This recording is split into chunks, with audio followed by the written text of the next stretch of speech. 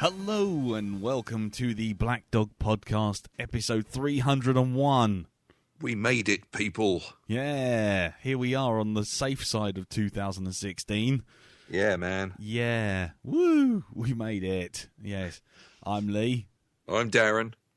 I'm Jim. I'm Elton. And this week we are just doing a sum up of the absolute tyre fire that was 2016. So yeah, it was a shit year, really. I think everyone's all agreed. I think we just need to just acknowledge that and move on.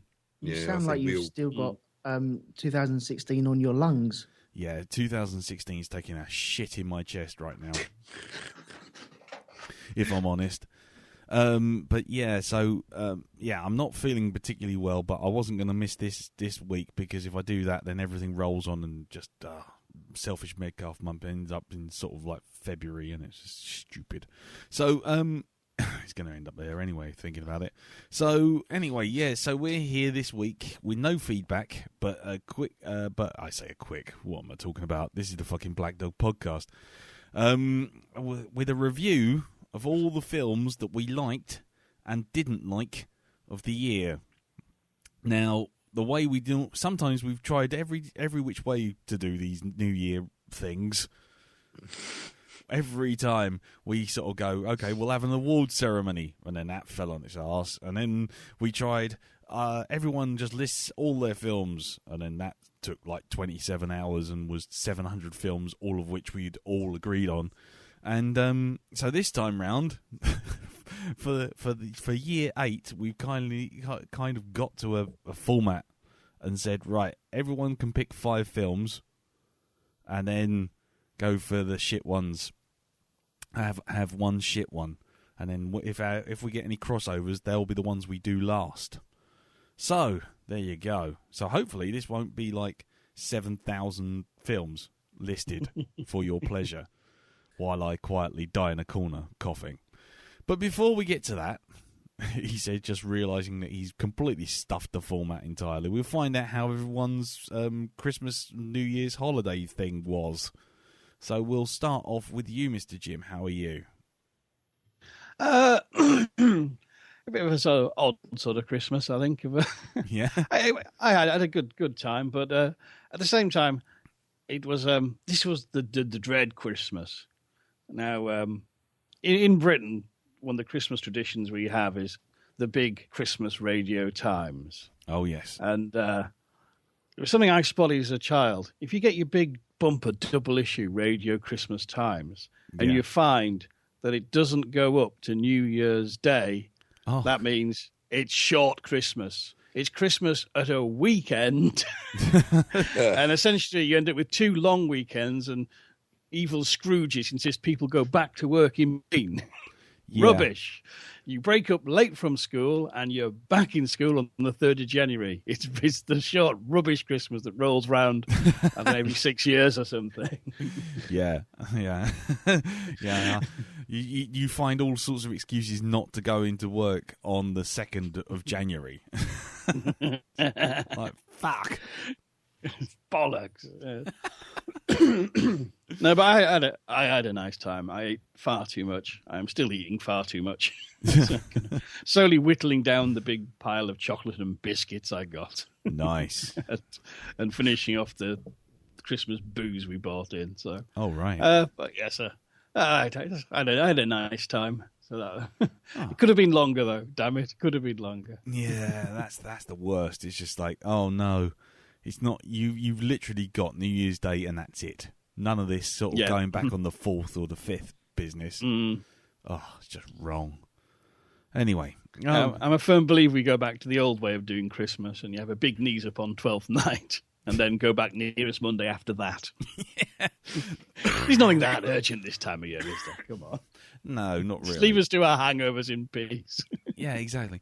You all go, everyone goes in, sits there, looks at each other and goes, well, what are we going to do now? Well, this office is closed. Well, that nothing else is going on here. Are they back yet? No. Bollocks. No. Why did we come in? Whose idea was this? Why are the trains not working? Oh, well, that's just generally. But anyway. Did you get anything good, though, sir? Anything good? Yes, I got hold of some nice editions of some rarities that I've been after for a while. There's like a folk horror BBC play called Pender's Fen, which has been kind of legendary for years. I've got the Blu-ray of that, and another BBC play called Robin Redbreast I talked about last year. Yep. I've got a nice new shiny copy of that with extras. That's good. And the John Mills Quatermass Conclusion series, which I've been meaning to pick up for ages. It's kind of nice. And some nice Ramsey Campbell novels to complete my collection, as he's quite prolific on the quiet. And every now and again I realise, hang on, he's done another 2 collections of short stories on small pieces I need to get hold of. So I've got a huge pile of books to be reading. Nice. and lots to be watching. So excellent. That's what I'm doing for January. That's you sorted. That's it. Nice. Okie dokie. Well then, what about you then, Elton? How's your Christmas, mate? I broke up on the 22nd, I think it was. Mm-hmm. You're still at school then? Yeah. I got let out early after having sweets and game day. I was going to say, did they let you bring in your toys on the last day? Yeah, Hungry Hippos was mine this year. Brilliant. Nice. Yeah, broke up, and it's the first year I think that I haven't worked any part of the whole stretch between Christmas and New Year, and then going back in maybe about 15 years. Nice. So it was really nice. It was a solid, good, happy, fun time that I had with the kids and the families, and it was brilliant. Didn't want it to end once again. Nice. Yeah, thoroughly enjoyed it. Got some good gifts as well. Yeah. Yeah. One of them, though, has to be sent back. What's that? I asked for World at War because earlier this year I was watching on YouTube. And because it's YouTube, they have to muck around with them so they slip through the net and so they can actually be shown on YouTube. Yeah. And these DVDs came through, and I thought, well, okay, brilliant. Some of them, the DVDs were put into the case the incorrect way, so the actual laser part of it was facing outwards towards you. Right. And so when I got them, opened it all up, flipped them all over, and put them back in the case. And then a couple of days later, started watching World at War. Came to the second disc, and it wouldn't play. I was like, you bastard, what's going on? Right. Pulled it out, big dirty scratch all the way around it. It's because where the 2 discs or 3 or 4 discs bump up into each other, the central nipple bit that holds the discs on was rubbing on the other discs. And I'm like, oh, God damn it. So, yeah, have to wait for that to come through again. No, that's shit. Yeah. But off the top of my head, I can't remember everything that I got, but I was spoiled rotten. Nice. Once again, so I'm very, very happy chappy. Nice. Good work. Anything else, sir? No, I'm going to leave it at that. Okay, that's fine. Okay. What about you, Mr. B? How was your Christmas festivities?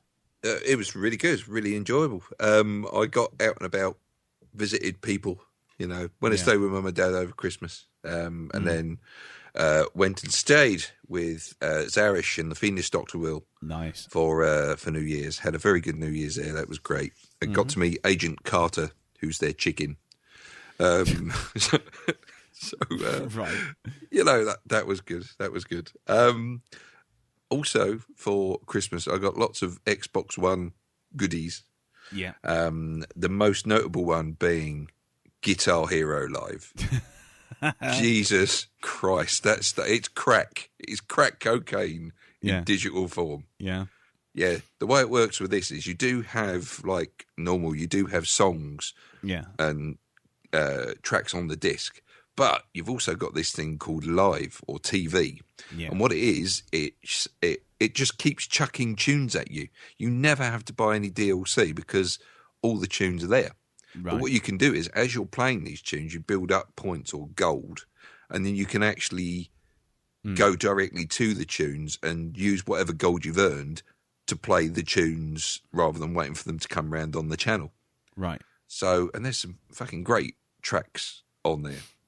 Right. So, Yeah, I really enjoyed that. I've got into a bit of a sort of like, got the headphones on, started playing it, so I couldn't hear all the little clicky bits that were going on. It sounded like I was actually playing a proper guitar. I wanted to get a little orange box to put my foot on, so I treat it like an amp.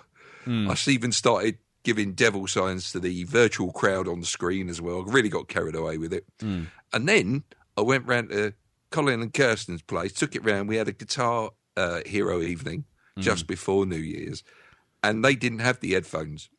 And so it sounded like someone banging out fucking Morse code. And it kind of takes away from the whole thing. It's like... So you're not replacing Rick Parfitt then, is what you're saying? No, I won't be replacing Rick Parfitt at all. So, yeah. Nice. Oh, well. So otherwise good Christmas and New Year's and stuff. Yeah, it was a very Rogue One-ish Christmas because I got to see it 4 times. Oh, for goodness sake. Yeah. Oh, well. Not through any sort of volition of my own. It was just people going, we haven't seen this yet. Have you seen it, Darren? Would you like to come along? No, don't give me that old Yeah, cobblers. okay then, whatever, let's do it. Yeah. Oh, so they forced you. They forced you at gunpoint. Yeah, they forced me hand up my back and, arm up my back, stuff like this. We're going to go see it. You're coming with us. Indeed. Oh, I am? Oh, no. Somebody save me. Help. Oh, and I know some people watch soap operas at Christmas, and a very popular one is EastEnders for the little dose of misery, just to bring you down from that party spirit.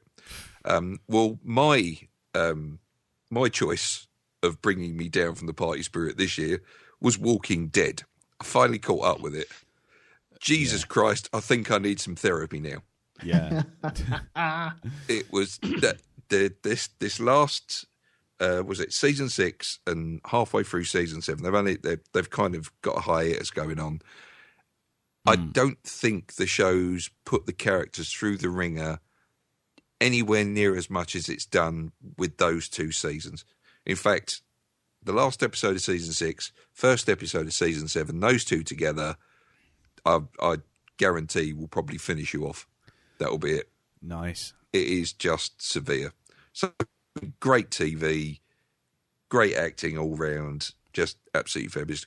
Can't wait to see the other half of season 1. Season 1? Season 7, sorry. Oh, season right, 7. Okay. I was gonna say, they do a little trailer for it at the end of the episode, and it's kind of like, oh, that looks good. So, all aboard the misery train. train. A bit now. All aboard the misery train. Anyway. All aboard the misery train, yes. Okay, cool. Well, my Christmas was pretty darn good. I mainly it's the kids stuff. They get all the stuff. I get to play with it afterwards. Like Lisa got one of those wiggly Y-shaped scooters. You know, the ones where you put your feet on either side and you sort of wiggle from side to side to make it move. What have we told you about playing with shit like that? I mean, you can't even bang a nail in a wall without taking out half the bloody council estates. Well, funny enough, near where you are. Funny enough, it didn't last very long. I got in this thing, and then I sort of. The thing is, what I keep forgetting is that they're not really built for men of my, shall we say, stature. So I stood on it, and literally I was on a like a tiny incline, tiniest incline, and I'm wiggling like left and right, saying, "Yeah, this isn't working," and rolling backwards and slowly gaining speed. And then I sort of tried to turn the handle, and I was putting so much weight on the front, I basically twisted the entire handle off. So that was good. That went down well. First. Destroy the kid's Christmas present. Yay! Went down well. I had an image there in my head of you sort of like recreating that Frank Spencer episode where he's on the skates. It had that potential. Through Bromley Shopping Centre. It had that potential, which is why I just jumped straight the fuck off as soon as it started rolling backwards. But yeah, so there was that, and then for geek presents, as it were, I got a fantastic Lego Millennium Falcon. Carol got that for me. Oh, very nice. The one that opens up and shows you all the interior and everything. Yeah, there's a little old Han Solo, bags under his eyes. Oh, The only problem with it is in the cockpit you have to do some serious remodeling away from the standard specs to get Chewie and Han in the cockpit, because Chewie's a bit big, so you have to remodel it to actually make him fit. So, I see. So I'm a non-standard Millennium Falcon now, which I feel kind of is in keeping with the actual ship. Other than that, Carol's obviously got some kind of insurance policy come through, because I've got loads of those metal figures and metal models that you cut out of a single tin snip, you know. So so look out for pictures later on in the month with me basically in A&E having a blood transfusion. Well, at least you've got 10 fingers. That's all we, 10? You can be thankful for that. 10? Yeah. Oh, really? No. Okay. Recount, yeah. Yeah, actually, I've got 11, but that's because I've got a hole in my pocket. So there was that. And then, I've seen lots and lots of films just over the Christmas period with the kids. But I saw Moana, which is one that I haven't done a review for. And it's a typical Disney movie, but I actually really liked it. I sat there. I was the worst cynic. I was the worst. I'm like miserable dad sitting in the cinema. He's still got his coat and his hat on. One eye on the phone. Just wait, and it's like grumble, mumble, mumble. Oh, look, here's a Disney princess. She's gonna sing about finding her way and tell us the entire story in a song. Oh, there she goes. Oh, she's got a sidekick of a pig. And then all of a sudden, Dwayne The Rock Johnson turns up as a demigod called Maui. And it's like, and I'm like, oh, God, him. That smug fuck as well. Oh, God, this is gonna get worse. Not a fan, then? Not really. And then all of a sudden, he starts singing. And it's like, oh, this is the worst. I've had enough. I'm just going to check out. I'm going to just cover my phone up. I'm just going to be on Facebook. You were using a phone in a cinema? No. I was going to cover it up. That was my plan. I never did it. I said that was my plan. And then all of a sudden, the song he was singing called "Thank You" kicked into gear. And I don't know what it was, but suddenly I'm like, actually, that's not bad. And then another one comes on, and then Jermaine Clements from the Flight of the Conchords turns up as a big demigod horseshoe crab. And then it's like, actually, I'm really into this. And then there's pirates made out of coconuts. I'm thinking, wow, this is actually a bit Studio Ghibli fucking nut job now. It's like, okay. Are you sure you didn't fall asleep? Yeah, I might have done. I might have stoned myself to death. But no, So by the end of it, I thoroughly enjoyed it. I was sitting there like right along, and then just to really shit me cornflakes, Katie's got an iTunes voucher, but she's too young to have an iTunes account, so she's sharing my account. And then all of a sudden, as I'm sort of like going into work on the first day back, I'm sitting there and I'm like, and all of a sudden, like the whole Moana score is playing on my phone. So then I've got the bastard thing earworming in me. It's like, oh no, now I've got it all in my head. So now I think I've been brainwashed. That's it. So there you go. That was it. So I actually enjoyed it by the end of it, and I think the songs and everything by the end of it were a lot better than that bloody Frozen thing that just seemed to be everywhere since forever. But yeah, there you go. So that I don't know what happened there. And then I watched a few more films to try and catch up, so we could do this top 10, so we could do this episode, which has resulted in me seeing so many films which are tonally all over the shop. I literally got whiplash at one point. You can't go from some nice, lovely, sweet, New Zealand story, whimsical New Zealand story, to suddenly Patrick Stewart and Stanley Blades. That's all I can say. You can't go from one to the other, one straight after the other. It's just not good for the psyche at all.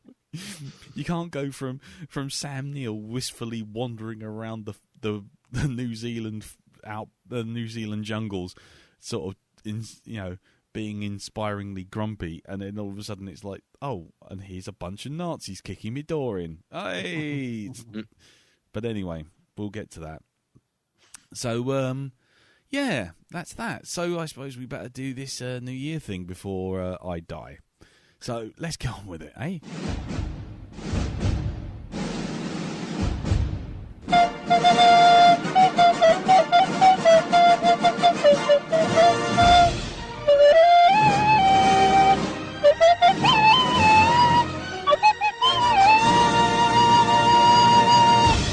Right, okay, so welcome to the 2016 film review bit of this podcast. What we're going to do, we've had a very technical decision on how we're going to do this, in what order, which is basically rock, paper, scissors, which is very difficult over Skype, I can tell you. However, Darren has won, so it'll be Darren first. He will bring one of his films, then it will be Jim, then it'll be Elton, then it'll be me. There you go. Just changing things up. And that's what you get when you do democracy, people. You don't always get what you want. You get what you deserve. Yeah. Which may be something we all regret by the end of this year. But anyway. So, Darren, give us one of your good films. Okay, one of my good films. I'm going to start off batting with the one of the big ones. I'm going to go for Rogue One. You've only mentioned it 5 times this year. I was going to say, I feel as though it's the only film I've seen this year because I've seen it so many times.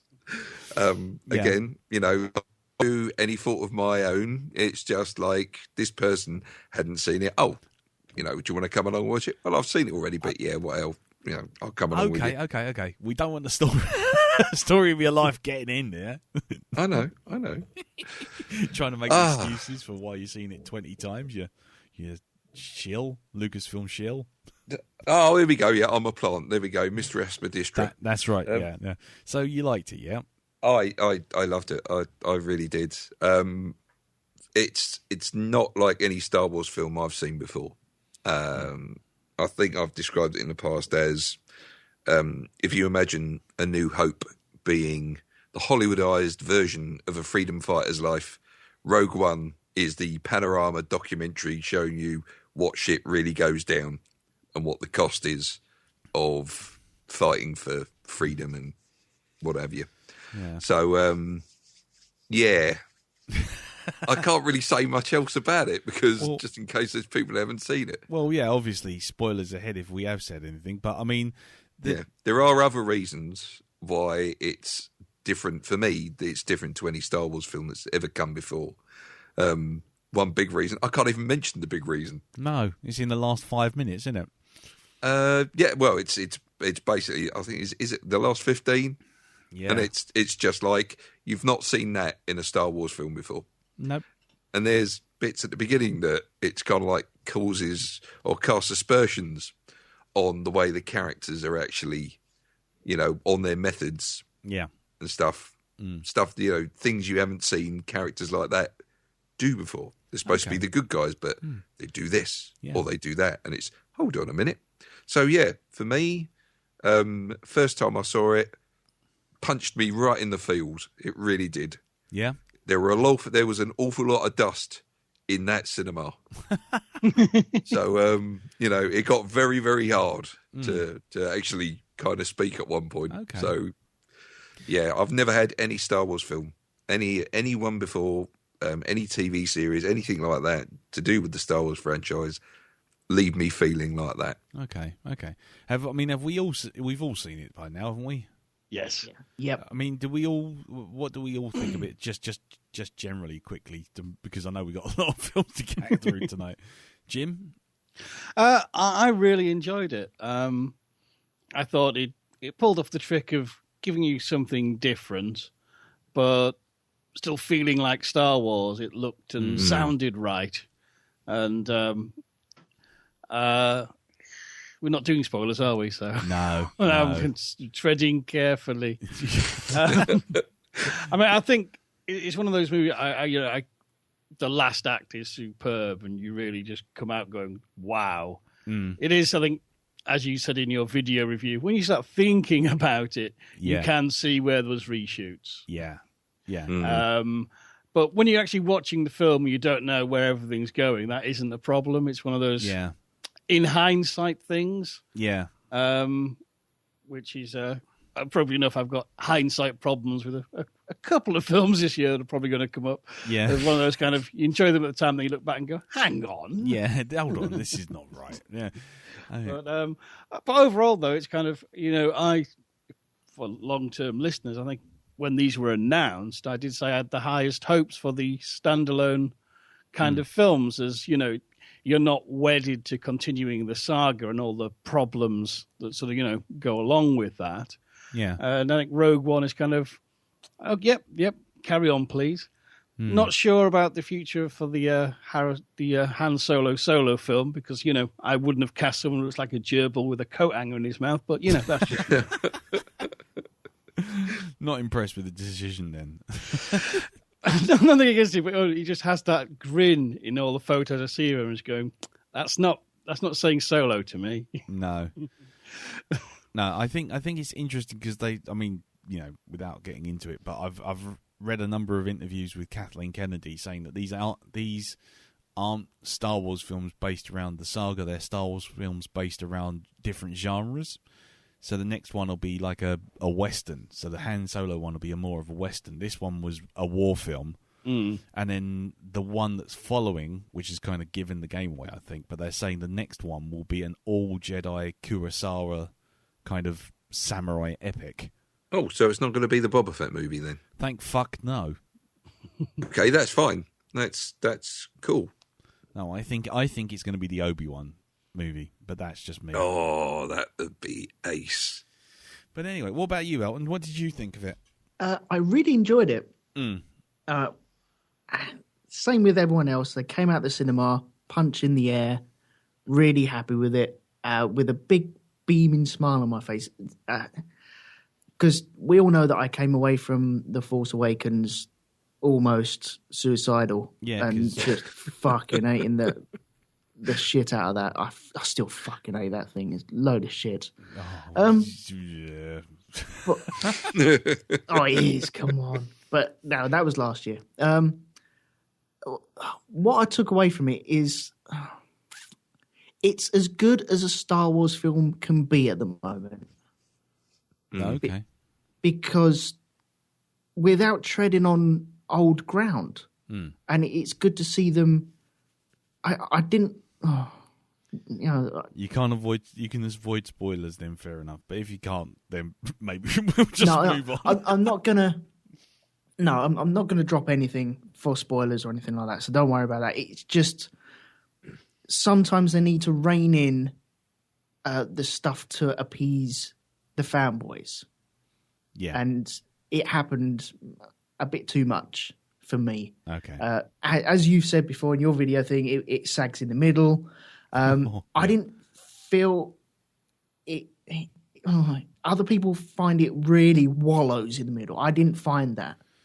You can really feel the sag, but it's not as bad as what other people have said. I don't believe anyway. Okay. But I came away with it really happy. Looking back on it, will I enjoy it as much the next time round? I don't know. I might do. I might not do. But I'm happy with it. Okay, cool. I mean, for me, I like I say, we've got a YouTube channel now, people. I've done a video of this bloody thing.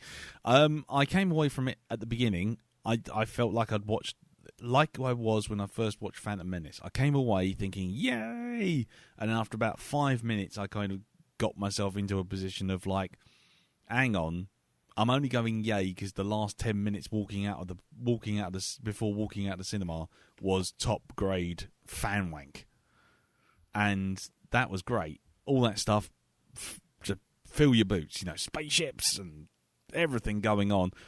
But the more you think about it, the more you think, well, there was 25 minutes of that film that could have just disappeared, and no difference would have been made to the story one jot. Except we wouldn't have had Forrest Whitaker hamming it up, being a rather character erratic character, And yeah, we might have got a little bit more of Blando Calrissian than the other hero. But anyway, yeah, no. Overall, I liked it. It wasn't the best of the Star Wars. I'm not quite on the hype wagon for it. I'm not like, yeah, it's the greatest ever. Woo!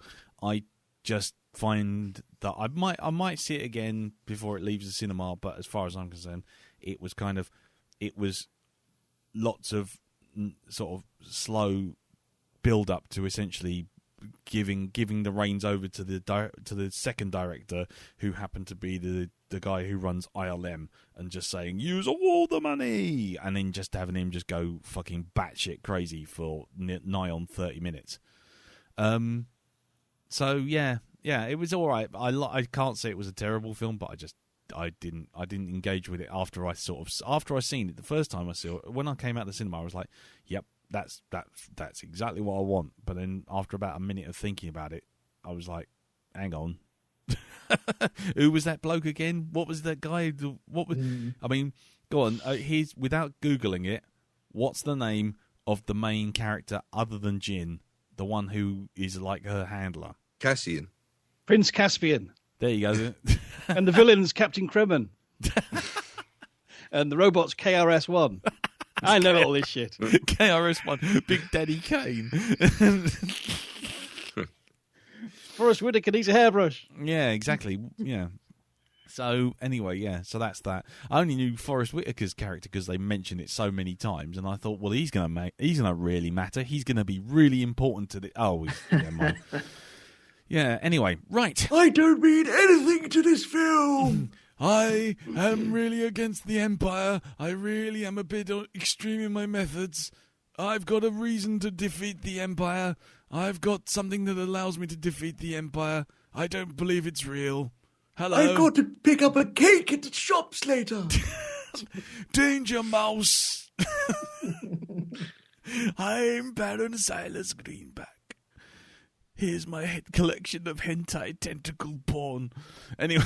Did you like the way he aged backwards as well? Go on. Well, when you first see him, when, he's bald, and later on, years later, suddenly he's got a full head of hair. He's got the full Don King, hasn't he? Yes, yeah. No, he was just utterly pointless. He was beyond pointless.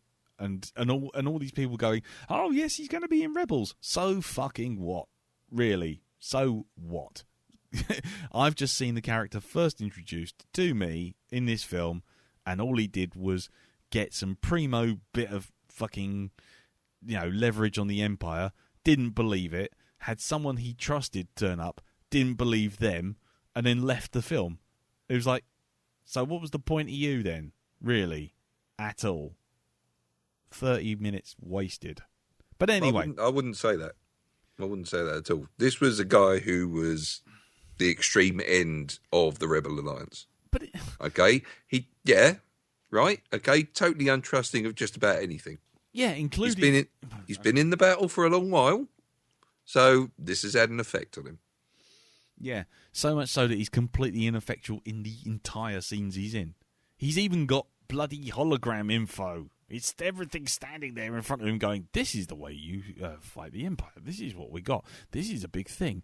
Oh, you know that big thing that's floating in orbit, blocking out your sun? It's that. Oh, I still don't believe you. You've all come to kill me. What the fuck is the point of you? Come and have a look at that creature that was in that stupid film where it's in a monster truck. Anyway, stop. Anyway, that's enough of Rogue One. Let's move on. So, Jim, what's your first good film?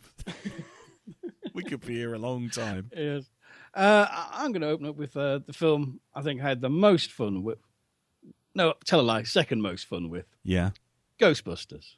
Oh, nice. Okay. I mean, I was one of those people I didn't have a problem with remake, reboot. It's one of the things, they're going to do it anyway. They're going to do it to every film. Yeah. You would watch growing up if it made any money, and even possibly if it didn't. You know what I mean? It's just, and sometimes it can work out. John Carpenter's The Thing, for example. Yes, indeed. You can do a good remake. You can do a good reboot. And at the end of the day, it can't be as disjointed as Ghostbusters 2. No. And I came out on kind of that Guardians of the Galaxy sort of felt it was such good fun sort of mood. You know what I mean? I thought it was funny. The cast were good. They had great chemistry. The ghosts I thought were fantastic. Mm-hmm. They really just nailed the look of how a Ghostbuster ghost should be.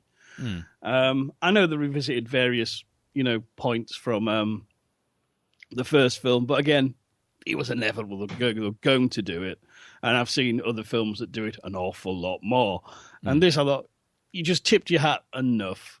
Some cameos I didn't expect. Yep. That was fun.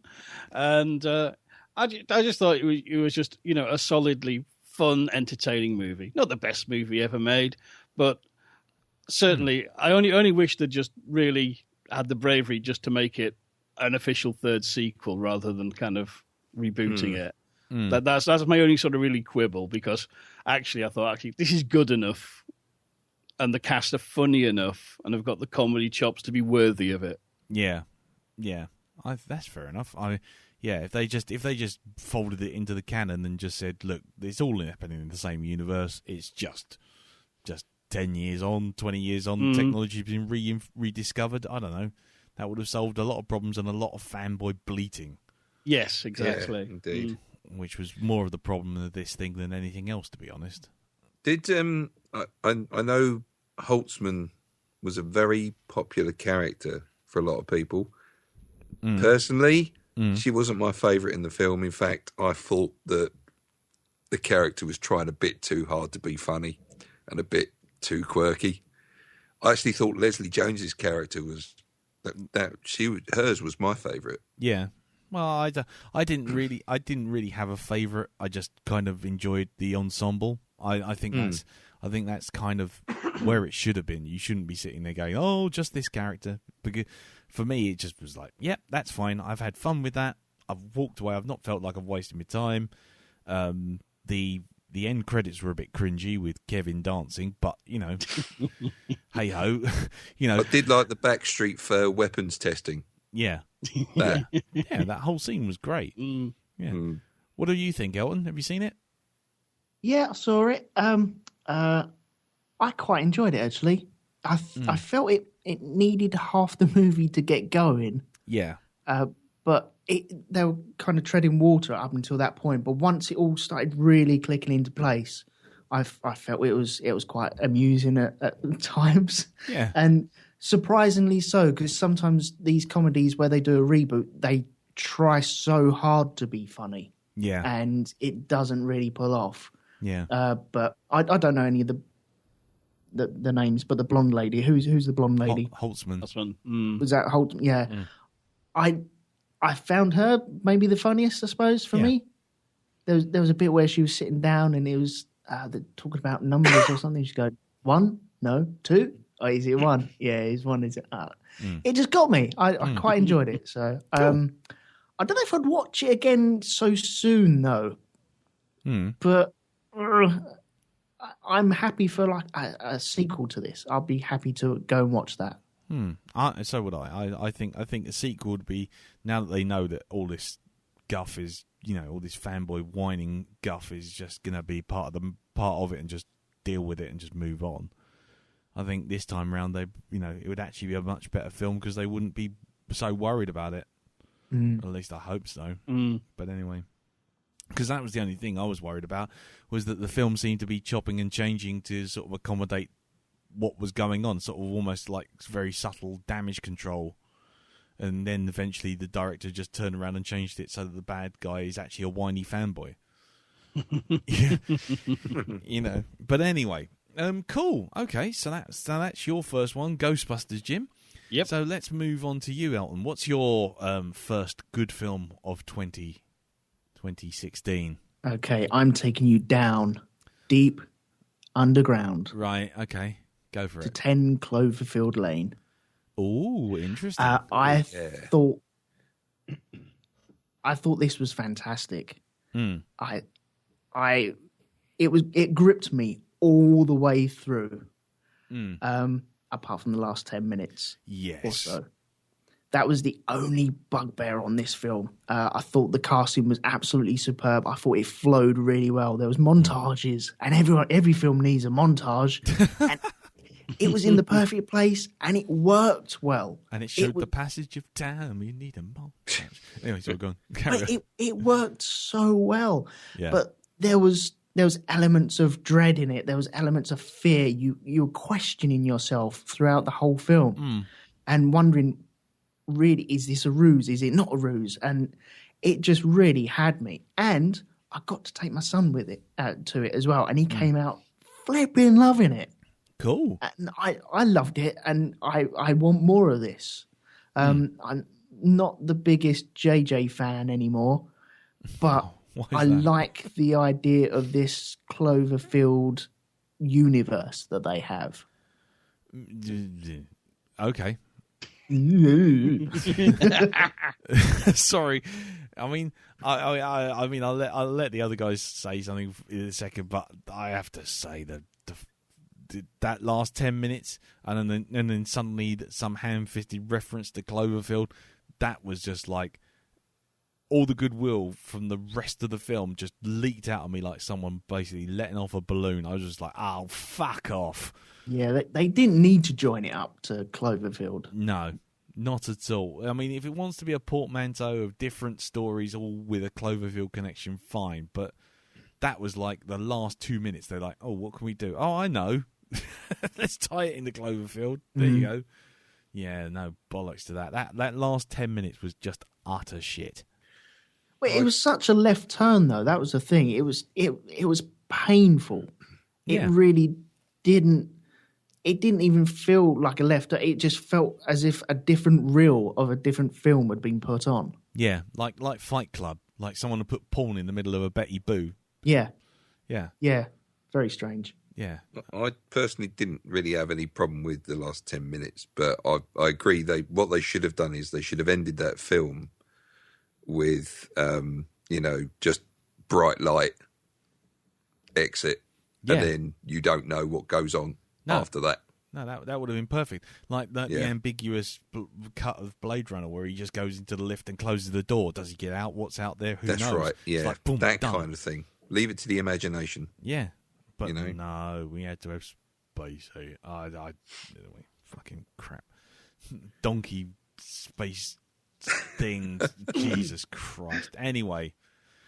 What about you, Jim? Did you see that? Yeah, I did. I really liked it. I don't have a huge problem with the ending, but not in concept. I just think it went too far with it.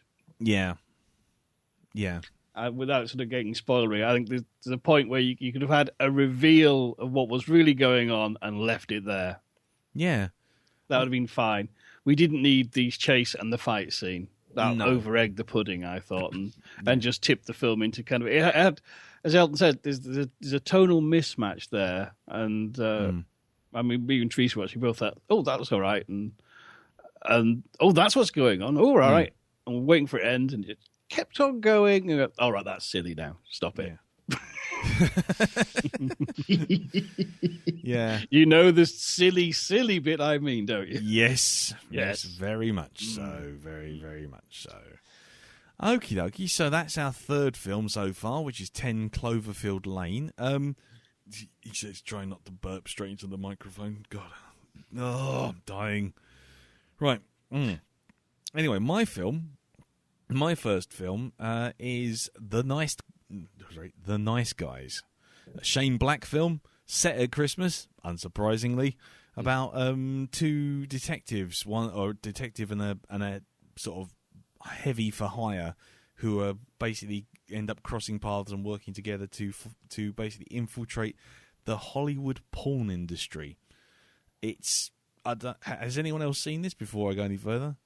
I've not. No, I haven't either. Okay. I mean, how do we all feel about Kiss Kiss Bang Bang? Oh, love that. Right. Okay. Jim? Remind me of that one. That's the one with was it Val Kilmer as Gay Perry? Oh, yeah. Didn't like it. No, that's got Iron Man in it, isn't it? Robbie Downey Jr. Yeah. No, I didn't like it. Okie dokie. Jim?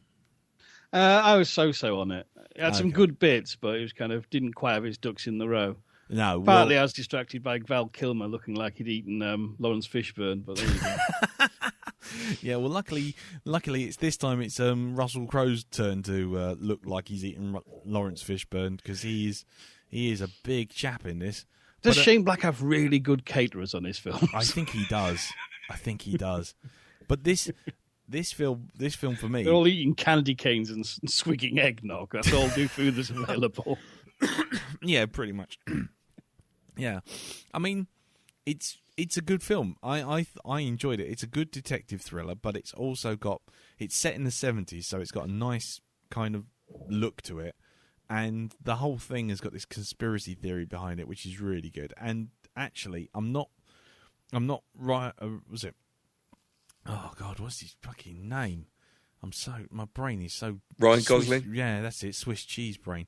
Ryan Gosling, I'm not his biggest fan, because most of the films he's in, he tends to just mumble into his lap. But Mumble and sweat. Mumble and sweat, yeah, that's it. Every photograph from every film he's in, even the new Blade Runner one, he's always got the same fucking look on his face. Every fucking still. Even fucking La La Land, right? Stills from that. Look at those, same look on his face. Are you going to get into another Kirsten Stewart mode with this? No, I've seen him act, and I've got no problem when he's actually moving around, right? But when you see a still picture of him, it's always the same fucking look on his face. It's always that, do I fart or not?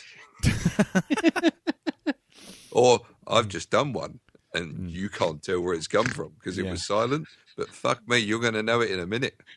Wow. There you go. That's a summation of the entire film through the medium of interpretation of a photo.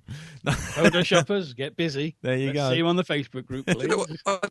The Golden Globes as well, right? With the camera turned around at me, he's got the same fucking look on his face there. It's that, what do they call it? Resting bitch face, I think they call it. That's the popular phrase. Nice. Yeah. Anyway, I was going to say it's a lot of fun. The plot is typically labyrinthine. It's got a kind of Elmore Leonard kind of vibe to the whole thing, but it is actually quite funny. And the best lines come from Ryan Gosling's daughter in this, who's kind of like, she's like 13 going on 30, looking after this alcoholic detective who basically takes jobs for money, but basically is completely amoral about it. So there's like one very quick scene where you see him walk into a house. The wife goes, "I haven't seen my husband in nearly 12 months." He's like, okay, and what's your husband's name? Thomas. Okay, Thomas. And where was the last time you saw him? Well, funny enough, the last time I saw him was at the funeral, says the lady. And then you see Ryan Gosling look over her shoulder, and there on the mantelpiece is the urn saying Thomas on it. And he's like, "Well, I think I can find him for you, but it's going to be $1,300 a week plus expenses." And he's kind of like really sleazy character, but he's kind of lovable as well. And there's a scene where he's trying to sort of hold up Russell Crowe using a gun while sitting in a toilet and dropping a fag down his lap while sitting on the bog, which is just brilliant. And the door keeps slamming. And anyway, you just watch it. I really enjoyed it. I thought it was well written. It was clever. It was sassy, and it was smart. And there aren't many of those films out at the moment, so definitely have a look at it. So there you go. Right, okay, well, no one else has seen it, so we won't discuss that one. So let's move on. Darren, what's your next one? My next one, I'm going to go for another... In fact, you know what? Shall I go for one that I don't think anyone else has seen? Go for it. Okay, Fantastic Beasts and Where to Find Them. Uh-huh. Yeah, which is part of the Harry Potter, set in Harry Potter universe. And I absolutely really love this film. It's great. It's really, really good. Good action film. Very well written, very well performed. And it has to be the best episode of Doctor Who that was never an episode of Doctor Who. Yeah. As well. Well, given the one that was at Christmas, yeah. Yes, indeed. It was much better than that. Oh, not hard. Indeed. Yeah, and, on the whole Doctor Who front, there's some nice ideas for the TARDIS, actually, in Fantastic Beasts. Yeah. If they implement them in Doctor Who, yeah, fantastic. Yeah, do it. Just go for it.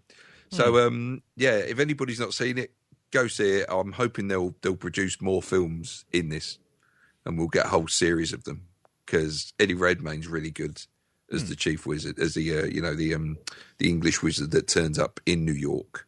Oh, okay. Trying to track these things down. Yeah, I mean, would you recommend it to someone who's not into the Potterverse, or is there a lot of it you have to sort of know? No, you don't, because the wizard that Redmayne plays is from England, but he turns up in New York, and there's a lot of stuff about the way they do wizarding there that he's not familiar with. So you're literally starting at base point for this sort of part of the franchise. Okay. So, yeah, there's all kinds of new stuff that they introduce into it, how the New York wizards do their thing and what laws they follow, and the sort of people they've got to track down people who kind of overstep the mark, and, how their society is all in the background, and that nobody should actually know that there are wizards living in New York. Ah, right. Okay. So, very good. Cool. Excellent. Very, very good. Wow, excellent. Okay, so that's Fantastic Beasts and where to find them. That's right. I'm guessing from the stony silence from the other side that no one else has seen this apart from you.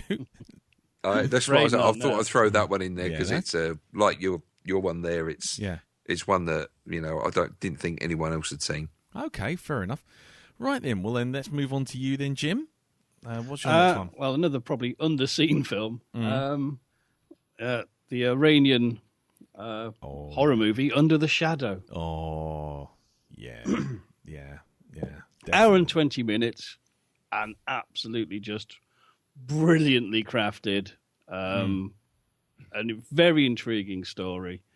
Lots of character, beautifully shot, and really taking you into, say, Iran during the Iran-Iraq war, and that's a very unusual setting that you don't often see in Western cinema, and yet really, I mean, it's a great ghost story, but it is a real slice of life from a part of the world that we've only ever seen one side of, and I just thought it was just a wonderful little film, one of the most sort of unique films I saw last year, I think. Yeah, definitely. And just one of those kind of like, wow, that was just so well done. And I say comparable in many ways, I think, to the Babadook.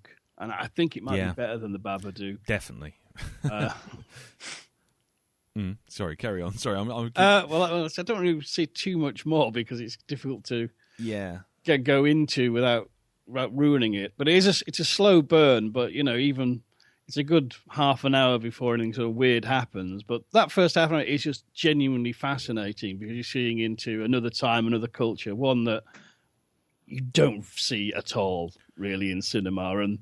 But it's engaging and it's interesting and it's just genuinely a beautifully done little film. And from a first-time director, it's very impressive. Definitely.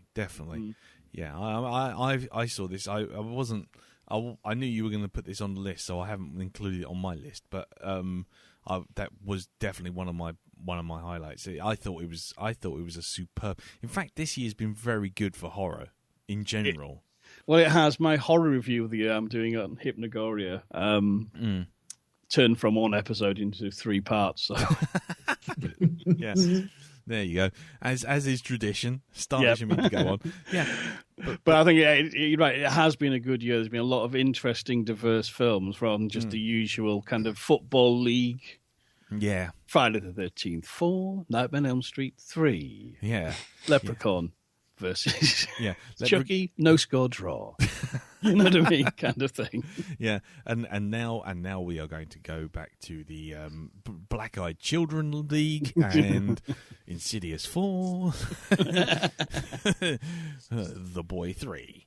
But no, I thought Under the Shadow was superb, and literally, it was one of those films that it's one of those films, a bit like Borderlands, which we both found. Oh yes, at random was it last year or the year before? I can't remember, but I've got that sitting on my shelf here, waiting to watch. One of those films that you don't expect much from, you don't know anything about it, you go in blind, and then you come away thinking, "Wow!"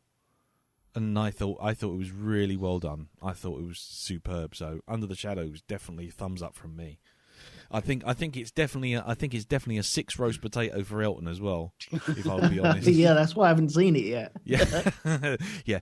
In fact, you know what? Seeing as it's on the streaming services, put that down. We should put that down for the horror season this year, I think. Yes, brilliant. Yeah, brilliant. For sure. Okay, cool. Consider that motion carried. Production meeting. Excellent. Cool. Okay, then. Well, moving on then. So that was Under the Shadow. And what about you, Elton? What's your next one?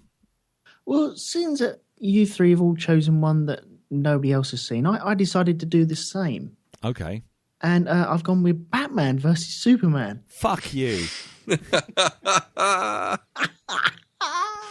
Elton, I don't think it's a case of sort of like people didn't see it. I think it's a case a lot of people wish they hadn't. Yeah, no, they clearly didn't see it. Fuck you. Fuck you, you big fucking troll. Get under the fucking bridge. Do you know, I do believe I know somebody who wishes they hadn't seen it. I can't remember who. The name's on the tip of my tongue. I don't... no, it will come to me as we go, I'm sure. A fucking dumbass fucking movie. Right. Yeah, go on. This is not me trolling. I promise Really? you. No, it's not. Honestly, You're telling me there are no other films in this world in the last 12 months that it was not worth your time more than that piece of shit? Really? Oh no, there are, but I had fun with this. Really? Yes. What? I fucking enjoyed it. What more do you want? I liked it. Just because you didn't, I know that technically makes me wrong. Well, not technically. I mean, it's a democracy here, but you are wrong. Is it? No. When did the memo go out about that one then? It's in the post. Don't worry, it'll get to you eventually. But for the moment, I remember you grabbing me by the scruff of the jacket, going, "This ain't a fucking democracy, Barnard. Yeah. Just do it. Just do what I tell you, and you won't feel the wrath. All right? You won't get the flavours. Yeah. Now, do it, Turkish. Now, just watch this tank parade. Don't make me get the Nick comb out. All right? Nice. Go on in. Sell it to me. Well, I can't sell it to you because I know that you definitely don't like it. I seem to remember Jim was not impressed with it. I've not actually seen it yet. Oh, if you're not? No. Oh, good Lord. You should come round. I'll get the tea and biscuits out. Well, I was going to try and watch for this podcast, but it's like 3 hours plus long. And I thought, well, from everything I've heard, everyone says you should see the extended cut because that puts a quarter of the film back in, which helps. And I thought, well, I'm looking at 8 hours there. I could watch 4 other films, so I did that instead. But it was also, there's been such a firestorm around it. I mean, I will be covering it at some point in my History of Batman series, and I'm just letting the dust settle, let everything settle down, and I'll watch both cuts at my leisure, not one on top of each other, and make and see how it goes. But yeah, well, I think this is one film where my lack of knowledge may have helped me a little bit because you guys all know about all the Superman and the superheroes and stuff like that. And I don't really know the stories or who's supposed to go where or who's supposed to come with who or who fights who or who does what. I think it was only a couple of years ago that I realized that there was DC and Marvel and, they didn't really cross over. Because I just don't know. I'm just not in that world. Martha! And I went into the cinema. When I was watching it in the cinema, it was quite long. I was waiting for, this is called Batman vs. Superman. When are Batman and Superman going to actually get it on? And it took a bit of a while for that to happen. An hour and 15. At least. In a 3-hour fucking film. Yeah. But I kind of just let it wash over me. I like it. There's certain bits I know that are just stupid, but I think my brain goes, it's a comic book. What are you going to do? You're not going to argue with it. So it is what it is. I enjoyed it. I can watch it again. I've watched it again, and I probably will watch it again. I'm happy with it. Okay, so what did you think of it, Dal?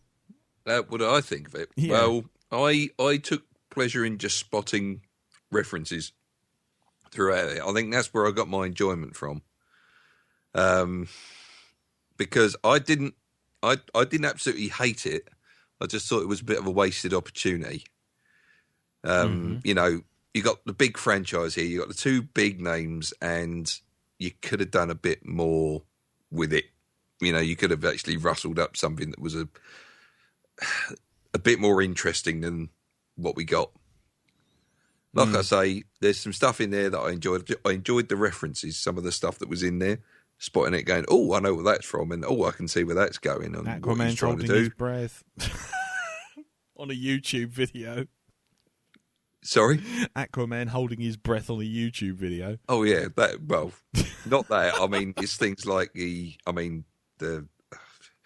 whole mishandled what they call a dream sequence. It's not a dream sequence, people.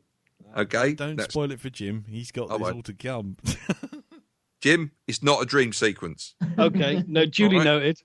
It's just really bad timed so people thought it was a dream sequence, but it isn't. It's because it's badly filmed.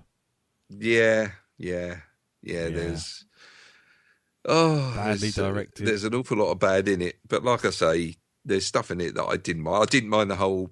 There's a whole scene with Batman in it where he goes to town and does his business on this warehouse. I enjoyed that.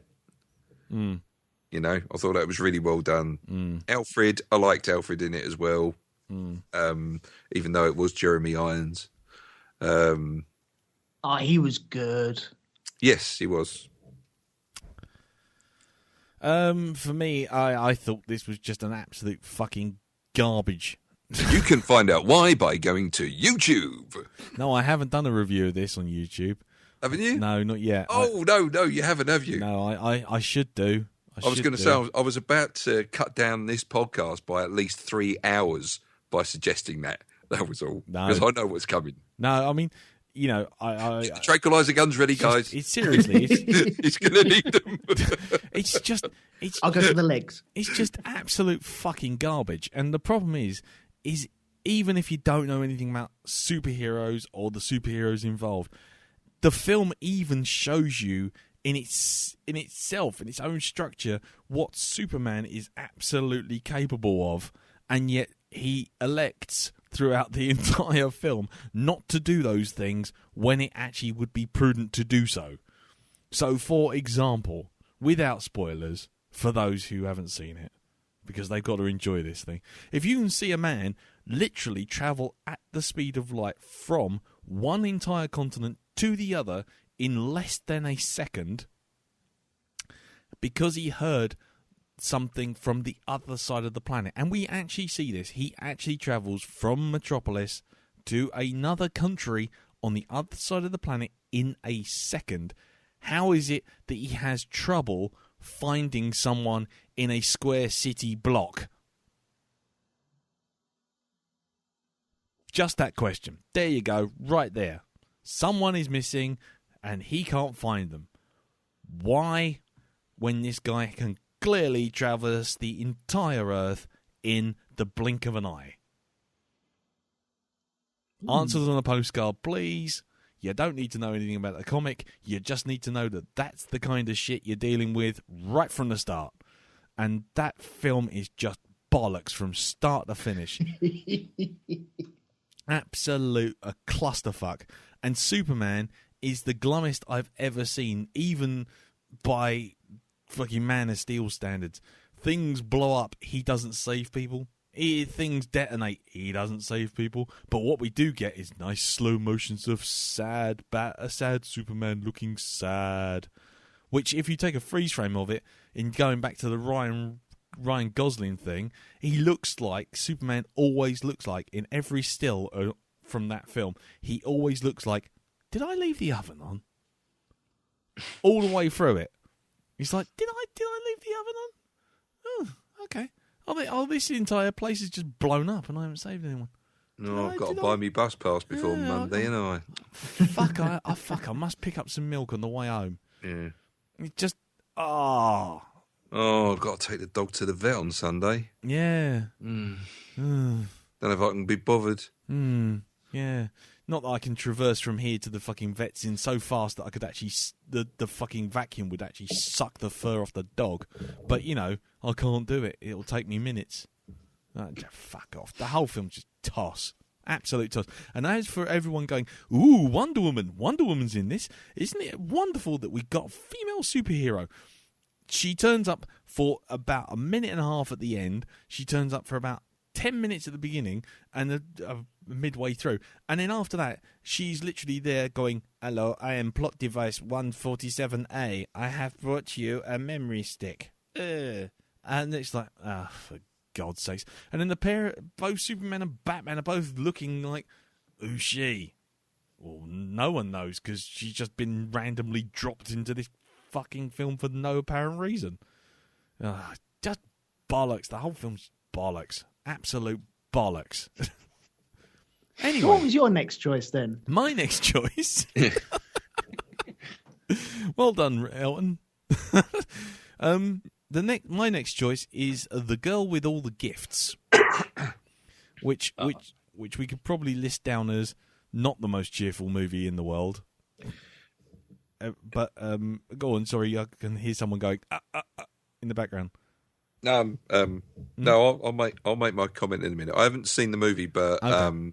I know what's missing from it. Again, I can only go by what's on the screen. But as far as I'm concerned, I thought this was like the last hurrah, apart from Train to Busan, which was another good one, but I didn't include it in my list. But it was the last hurrah for zombie movies, I think. The Girl with All the Gifts is a very good book and film, which owes a lot to the video game Last of Us, if anyone's played that. Mm-hmm. And it's simultaneously terrifying. It's got a real sort of 28 Days Later kind of vibe in certain places, and in other places, very much Richard Matheson's I Am Legend as well, which it owes a massive debt to. And I went into that film completely blind. Literally had no idea what we were getting into. And it's only just coming out in the States, actually, which is kind of weird. But, yeah. The release of it on Blu-ray here is only about, 3 or 4 weeks away? Yeah, but it's been released in the States in a week, 2 weeks. Anyway, and I found it to be really solid, film. And the thing is, it's got this whole thing of, making feral children, scary again, and the whole moral idea of, do you cling on to your, like I Am Legend, do you cling on to your way of life when your way of life is ended and a new way of life is coming about? It's the X-Men thing, does this race step aside for this race kind of thing? And I found a lot of its moral center and was very good and challenging, and the story was challenging in terms of like you're constantly wrestling with the fact that like these zombies, for want of a better word, clickers or biters or whatever they're called, the main one is a child, and you're sort of constantly wrestling with like, she's the innocent one in all this, and then all of a sudden it's like, actually no, put a mask on that. Whoops. And no, I found it a really good, solid apocalyptic movie, and it's one that sort of, like I say, sort of fulfilled the 28 Days Later vibe that I'm kind of occasionally jonesing for. Has anyone else seen it? No, I've not yet. No. Read the book. Yeah, I definitely think, again, this is what I was going back to with you, Jim. It was like, it's been a very good year for horror, and I would recommend you watching this highly. I think you'd enjoy it. Yeah, I did really like the book, so it's right, cool. I think it's one of the first ones we did on Tom Maguire. That's actually. right, yeah. So I'm looking forward to see it. And Last Train to Last Train to Kayla. Last Train to Busan. I've actually got that to hopefully watch tomorrow night. Nice, cool. Yeah, that's a good one. That's a bit more of a sort of standard zombie film, but yeah, definitely. Girl with All the Gifts, definitely one of my standout horror movies. In fact, like I say, I think for most of my films were actually horror movies. But like I say, I was stepping aside for a couple of others. So, yeah, cool, excellent. So, let's move on. So, Darren, what's your next one? Okay, I'll go for what turned out to be quite a big movie. Because I think a lot of people saw it and a lot of people really liked it, which was quite a surprise. And that was Deadpool. Deadpool. Okay. Well, I think was it three of us had this on the list? Yes. Yeah, indeed. I know it's unavoidable. That's cool. That's cool. It's just so we all know, so we can all talk about it and not include it in our lists. So indeed. It's cool. So Deadpool, go on in. Oh God! I mean, what can you say about this film? It's absolutely fucking hilarious. It's got great action sequences in it, and even though it's supposedly a superhero film, in essence, it's actually a bit of a love story as well. When you think about it, it did come out Valentine's Day, didn't it? It did, yeah, it did. I mean, there's some absolutely top class jokes in this film. Not and only to mention the whole Neil Sedaka calendar girl. That's all I'm going to say. Yeah. Happy International Women's Day. No. Yeah. So, Ryan Reynolds was, he was born to play this role. He really was. We're doing Lent. Sorry? We're doing Lent. Doing Lent, yeah. It's like the quotes, you're just dying to quote the film, but there's like, it's giving away quite a bit of the stuff in it. Yeah. The soundtrack as well, it's not, I mean, I thought it was, the soundtrack to this film is absolutely brilliant as well. I love the instrumental stuff and also the actual tunes that they've got from the charts, things like, probably my favourite on that album is X Go and Give It To You. All right. That one, which is, used in quite an action-packed sequence as well. Yeah. But, the storytelling, the fourth wall breaking in the film, all done very, very well. And if they are doing a sequel to it, which I do believe they are, I just hope they rein it in, don't go completely over budget or, give it a $40 trillion budget to go and do whatever they want with, because I think that will take away from the charm of the film. Yeah. They did it on a budget, and I think they actually came well under a very low budget as well when they made this. Yeah, that's right. Well, a lot of it's got to do with the fact that a lot of the initial test stuff done by Blur Studios was already sort of was used for one of the major sequences, which was the road scene, the highway scene. Let's count them off. Yeah, exactly. yeah. He's got the right idea. He was like that. He was like that when I got here. Yeah, flump. Yeah. Which Xavier is it? Is it McAvoy or Stewart? I get them so confused these days. Wow, it's like they almost couldn't afford to have more than two superheroes in this film. Or the two X-Men. Yeah, exactly. Yeah, they couldn't get the license for more than two X-Men in this film. Anyway, so what did you think about it, Jim? I loved it. I think kind of the first intimation I was in for something special was when the credits started. Oh, so God. Yes. Hang on. Yeah.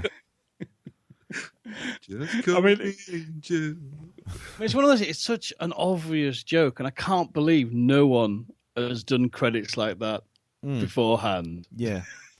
You know what I mean? It's just kind of one of the, it's just that's going to one of those real marks of, I think, a stroke of genius is where someone does something and everyone goes, that's amazing. And then think, hang on, why didn't someone do this decades ago? Yeah. You know what I mean? It's kind of, that's your mark of quality right there.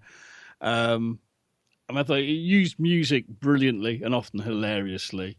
Yep. The script was just so tight, and Ryan Reynolds just top of his game. Yeah. You can tell he had immersed himself in the role. I mean, he pushed to get this made, and he really captures the character. I was really, really pleased with it. And it was just such good fun as well. Which I think there's a tendency in superhero films now getting to kind of just getting a bit bogged down and a bit serious, and this was just kind of a real breath of fresh air. Yeah, just really, I think the genre sort of needed, unless it just stopped it going up its own arse, really. But it was just I saw it in a cinema, and literally everyone's rolling in the aisles, which is it's rare you get a comedy that's kind of that funny, and it's one of the great cinema moments from this year for me, and probably for a good few years, is just that kind of the laughter beginning as people suddenly are paying attention to the credits and realize what's happening. Yeah. that was, and the way it just sort of rippled and just built up around the theatre. That was spot on. Yeah. Yeah. From the moment you start seeing the People magazine inside the back of the car with Ryan Reynolds Man of the Year floating about inside the back of the car. Yeah. No, it's superb. Absolutely superb. I loved every second of this film. And the thing with it was I came to it with a really cynical eye because I've always found Deadpool in the comics to be quite one note. And so well, you see him in the cartoons. The guy, I don't know who it is that does the voice, but Jesus, man, he's all screechy and over the top. And yeah, exactly. And then that's the thing. It seems like whenever you see it in the comics or the cartoons, it's always like it's just that cheesy panto. But I think that this was actually surprising to me. And from the moment you saw, directed by some arsehat and, made by a bunch of overpriced execs in suits sniffing coke off of something or something like that. As soon as you see that flying across the screen, it's like, okay, fine, we're sorted. 6 laugh test, as they say in Commode and Mayo. But, I had that in the first 20 seconds and it was like, fine, from here on in, You've earned your stay in front of me. It's really good. Have you seen it, Elton? Yeah, I've seen it. I quite enjoyed it actually. Yeah, that's my review.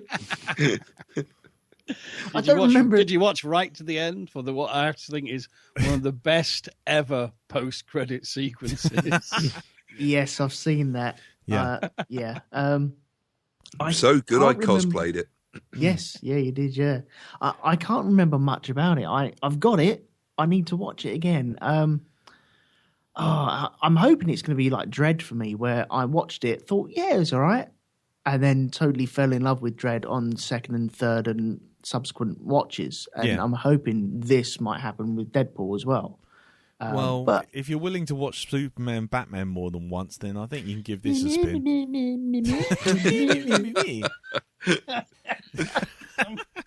That's what you sound like. That's what you sound like. Your mum.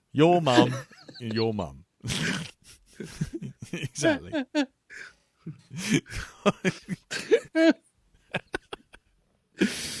Jim, you all right? Yeah. Do you need the iron lung switching on, mate? Brilliant. Okay, well, right. Okay, well, so that's Deadpool out the way. So, hold on. So, who have we done? That was Darren. So it's Jim next, isn't it? Jim. Yes. What's your third choice? Seeing as Darren's knocked Deadpool off your list. from the sublime to the the complete opposite. Next, I think I'll wheel out Green Room. Oh, wicked. Yeah. I mean, this is a film I'd heard about, and people going, "Oh, new shocking, brutal horror film! Oh, bloody hell! Oh," and but then, like proper critics who normally give violent, horrible, reprehensible movies, the bum steer, started going, "This is amazing," and I was really shocked to see it's actually turning up in lots of respectable top 10 films of the year list. Now, I was obviously, being a horror fan, thought, I'll have a bit of that from the first reports, but it was kind of, perhaps we're in for something special here. Yeah, definitely. Now, actually, I wouldn't say, strictly speaking, it's probably calling it a horror film will give people the wrong idea. It's a very dark and bleak thriller. Yeah.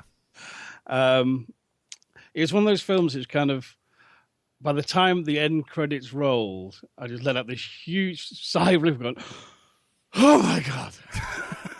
Because that was so tense. I mean, it starts quite slowly and almost like, an inoffensive sort of mumblecore indie film about slackers. But then when it starts to go south, boy, does it go south. And gets worse and worse and worse. Yeah. I mean, it had an extra poignancy because it stars here Anton Yelchin, who we tragically lost to the Reaper's side far too soon. Yeah. But this is a very fitting legacy for him because he's brilliant performance. Yeah. And Patrick Stewart as the bad guy, chilling. Yeah. Absolutely stone cold chilling. Yeah. Definitely. I mean, I must admit, I saw this. Like I say, I saw this after one of my selections. So when you see that, you kind of like that is tonal whiplash. But I have to say, I thought Green Room was one of those films where I tell you what, it reminded me of Assault on Precinct 13 or The Hills Have Eyes. Yes. And that's why I kind of I kind of understood why they were calling it a horror, because it had that kind of horrific siege mentality thing going on. And I have to say, I was surprised and was not expecting what I got, I have to say. But it was I thought it was a solid thriller, and by the end of it you are literally just sitting there going, wow, what the fuck have I just watched? Intense is selling it, isn't it? I mean, my first thought was, I'm glad I don't bite my fingernails, because by the end of this film, I think I'd have been down to just like raw, bleeding stumps. Yeah. Chewed them off if I was a fingernail biter. Yeah. Because it is an absolute nightmare of a situation that you think, oh, that's bad. But then it gets worse and worse and worse. And it's absolutely unflinching and bleak and what a film. Yeah, it's really nihilistic. I think if the other guys haven't seen it, but I think we might cover that sometime this year. Well, I think it's on Netflix. Yeah, it is. It is on Netflix. Yeah, but it's definitely. I heard about it and I so badly wanted to watch it. I just haven't found the time, or even haven't really thought about it. It's one of these small films that if you forget about it, you'll completely miss. You won't bump into it anywhere. Yeah, it's not a film that immediately. I mean, even just the advertising and the campaign and everything, it just looks like a straight to video film that Patrick Stewart was doing between Star Treks. You know what I mean? It's just like there's just like him on the front cover, and all very dark and everything. It's like, okay, so this is just like his between time sort of video. At least that's how it appears. And I think in some ways, do try and go in as blind to anything about it as possible, and you'll get the most out of it, because it just comes out of left field, the shocks, and it's just like by the end of it you're like, oh God, no. oh dear God, no. But yeah, no, I heartily recommend that. And again, I think that was one of mine, so that's another one off the list. Because it's a solid film. It's super solid, and I thought definitely a surprise. I mean, it's worth noting for the pedants in the room that it's listed down as a 2015 film, but it's actually a 2016, because that's when it was released in the UK. Just because I know that some people will go, hold on, that was a 2015 film. They're like, no, came out in 2016 in the UK. But no, very good. Yeah, absolutely. Green Room, totally recommended. Again, if you like your siege movies, this'll sort you out. Say the least. If you don't, I was nearly going to spoil it there. I won't. Right. Okay. So, what about you, Elton? What's your next one? What have you got next? Fucking Howard the Duck or 9 Lives or something? Suicide Squad, isn't it? It's like you don't trust me. It really is. Mm-hmm. Well, this time round, I'm going to give you one of the most visually stunning movies of the year. Go on. The Revenant. Ah, there you go. It's interesting. Darren, I think us three watched it before the new year, but that was on, shall we say, screeners. But it was released over here in the UK in January, wasn't it? Yes, it was ready for. They wanted to get it ready for the Oscars, didn't they? That's right. Yeah. Superb film. Absolutely. It looks so beautiful. Cinematography is just top notch. Acting is just superb all the way through. I'd say the story was a little thin in places. Yeah.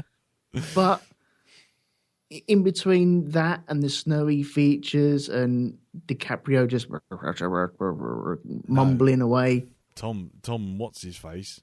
Tom Hardy. Tom, I didn't mind.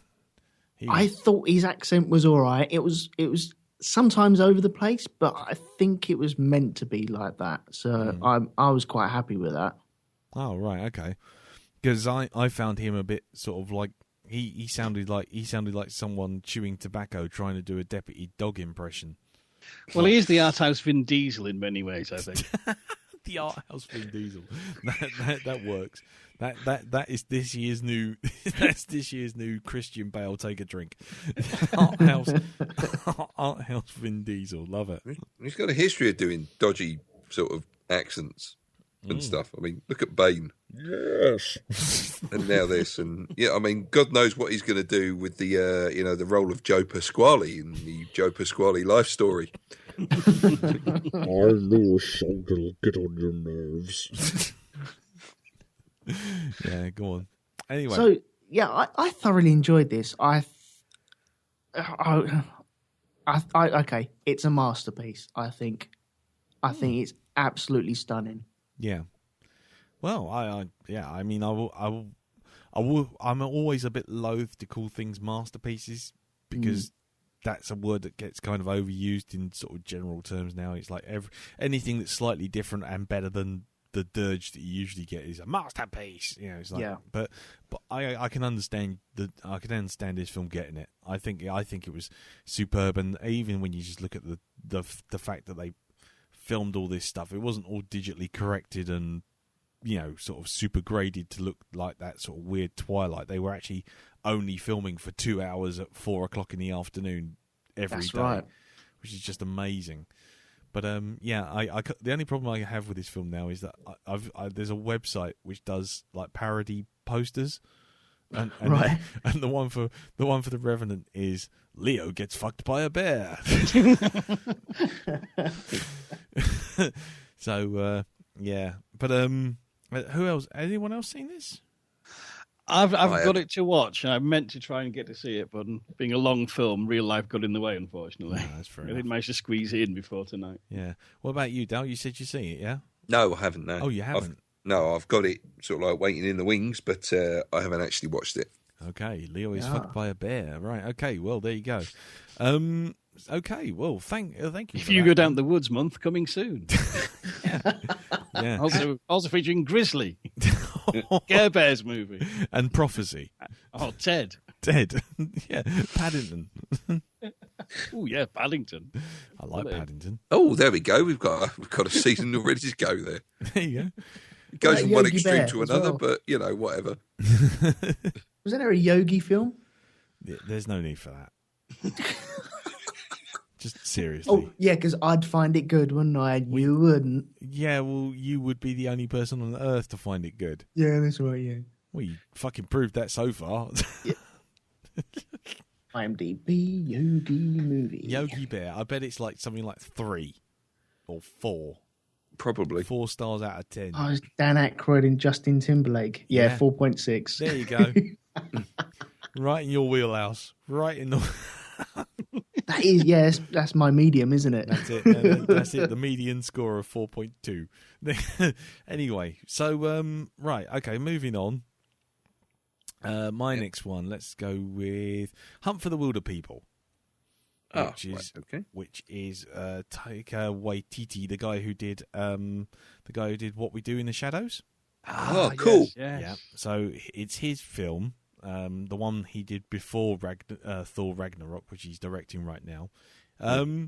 It's a really odd little film about a boy from the sort of city who basically is being abandoned by the child services in the care of this couple who literally live out in the middle of fucking nowhere, and the wife is like, she wants to take him in and look after him and make him a better boy and all this sort of thing, and the grumpy old bastard husband, played by Sam Neill, who is properly grumpy, like hilariously grumpy.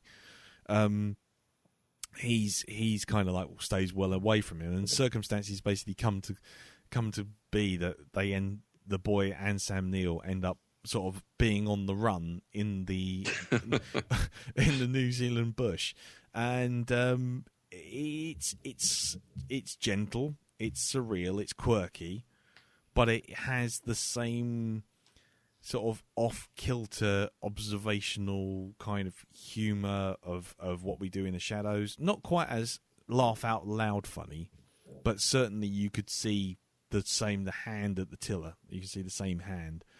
And there are some really funny moments, and then there's some really nicely acted moments, and gentle and fun and nice. And it's sort of like if there was kind of like a Thelma and Louise with a grumpy old bastard and a fat kid who can't walk more than 10 yards without moaning, and it's really good fun. It was lovely. It was a lovely film, and I just enjoyed every moment of it. And it's not what you'd expect.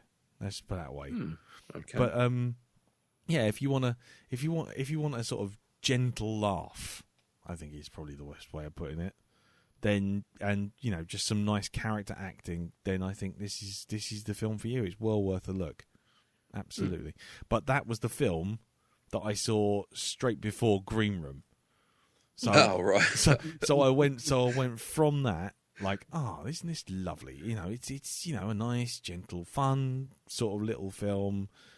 Got some nice laughs, got some sort of sad bits, nicely emotional, la la la. It's all good fun, and the next thing you know, oh fuck, which made Green Room even more brutal. So perhaps maybe watch Hunt for the Wilder People first, and then watch Green Room, and it'll be a bit like watching Play School and then watching Apocalypse Now.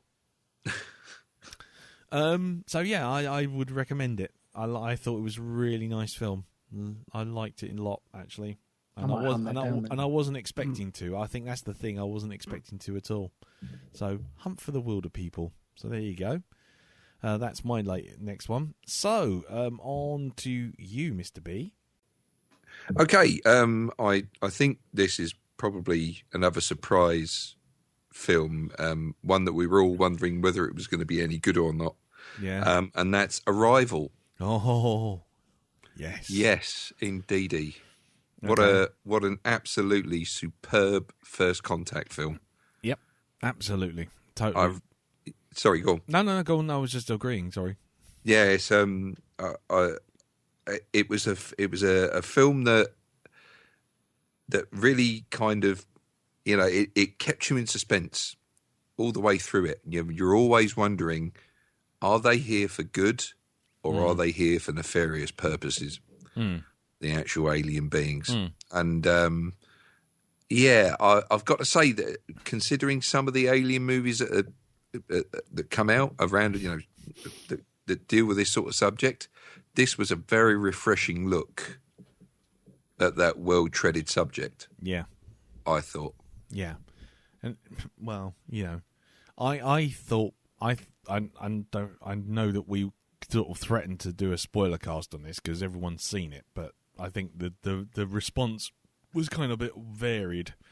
But I mean, for me, I thought this was a fantastic film. It was just so well done, so well directed.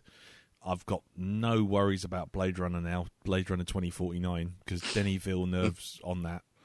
And I may be regretting this by the end of the year, but I think you will be. Yeah, we'll see. And I thought, for me, it wasn't so much about the aliens as it was about the the aspect which we cannot talk about because it's a massive spoiler, but it was the emotional sucker punch that came out of the whole sort of sub-story, for want of a better word. It kind of it's a film that really kind of leads you in one direction when you find out you've actually been travelling in another. Yeah, and it's a really nice little surprise. It's just, oh wow, that was clever. It's a beautiful sleight of hand, and it's been a long time since I've watched a film, and actually while watching the film, actually felt the penny drop. You know, because I wasn't expecting it, wasn't seeing where it was going, and then suddenly going, hang on.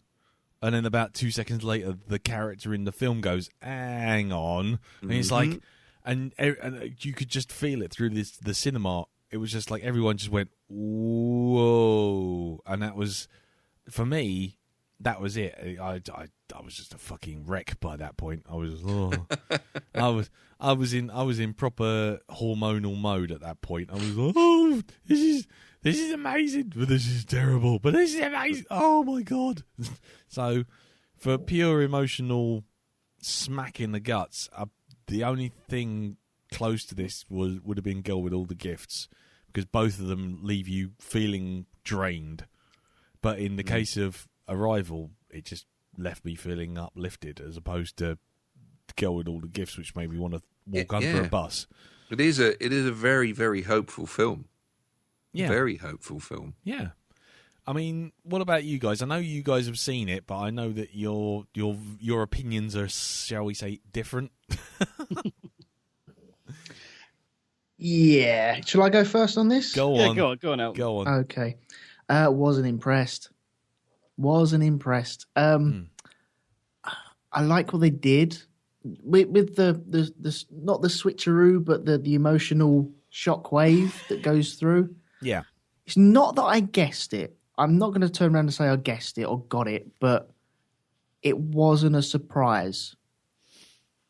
And I think where it wasn't a surprise, I hadn't been spoiled on it, by the way, before I'd gone to see it. But I sat there going, okay, I get it. Right. Didn't really work for me. And I was a bit disappointed with it because of that. And I think because I was waiting, I don't know, I was hoping for something, and it just didn't work out for me. Not for me. Yeah, I mean, I wish we could talk spoilers, because I just felt like this would have been one of those films that was right up your alley for reasons which we can't talk about, unfortunately. Yeah, I thought it would be as well, but no, really not.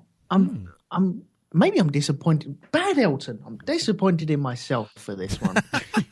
I should have liked this a bit more, but like you say, it should be one that I drink up, but it just didn't click for me. Okay. Well, maybe, like I say, once the dust has settled and it comes out on Blu-ray or whatever, maybe we'll take another look at it as well, because I think there's a lot to be said for having a spoiler conversation about this and see whether or not there's other stuff we can talk about. I'm trying to think of what I can say that's safe. Exactly. Well, go on in, Jim. Well, how did you feel about it then? I thought it was well acted. It was beautifully made. The score was very good. Yes.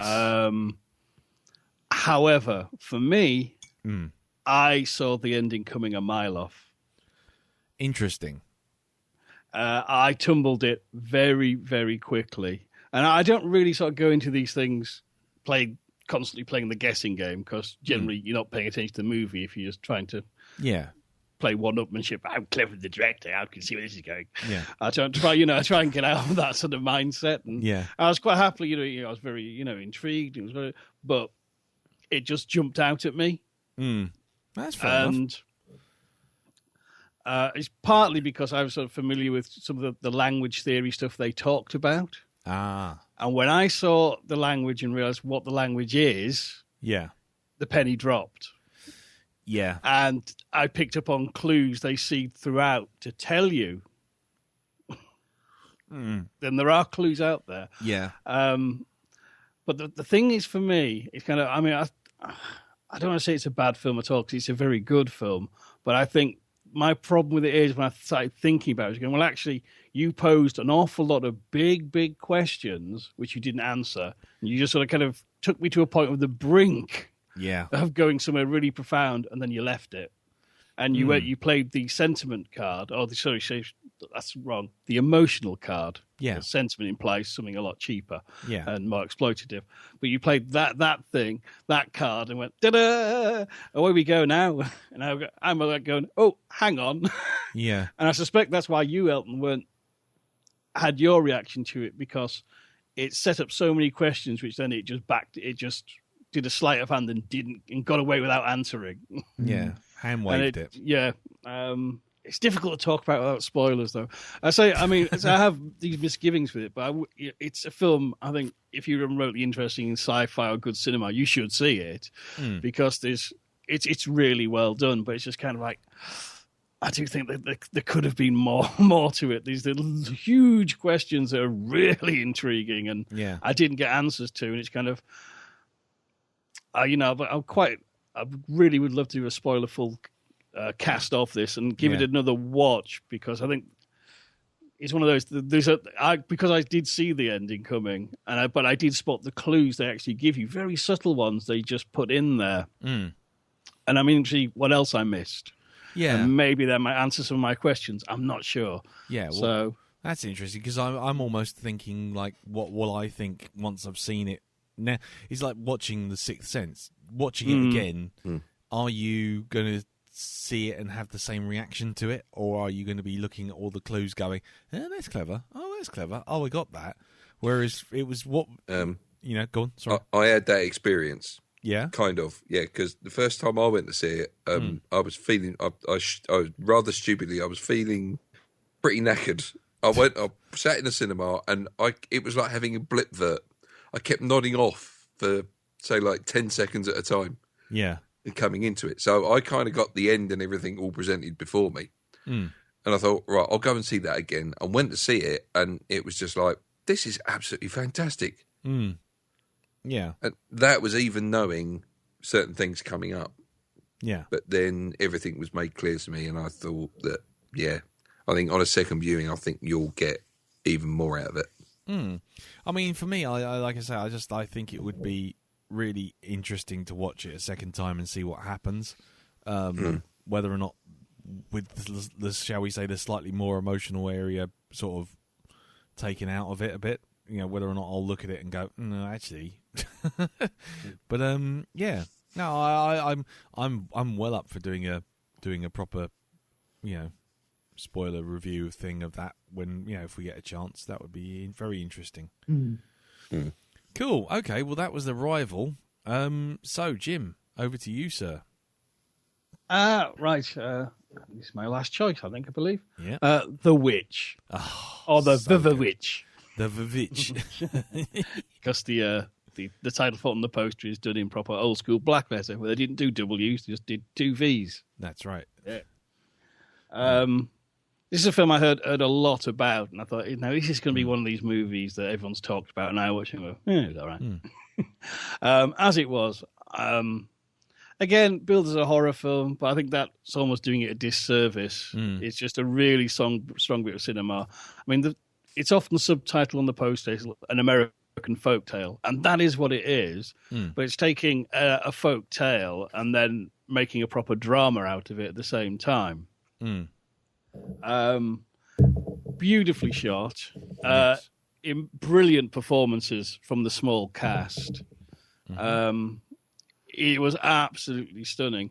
I know a lot of people aren't happy with the ending, and it's kind of, I can't really say without giving stuff away, so I'll keep my lips shut. Yeah. But I think they thought the ending was actually just pitch perfect and correct.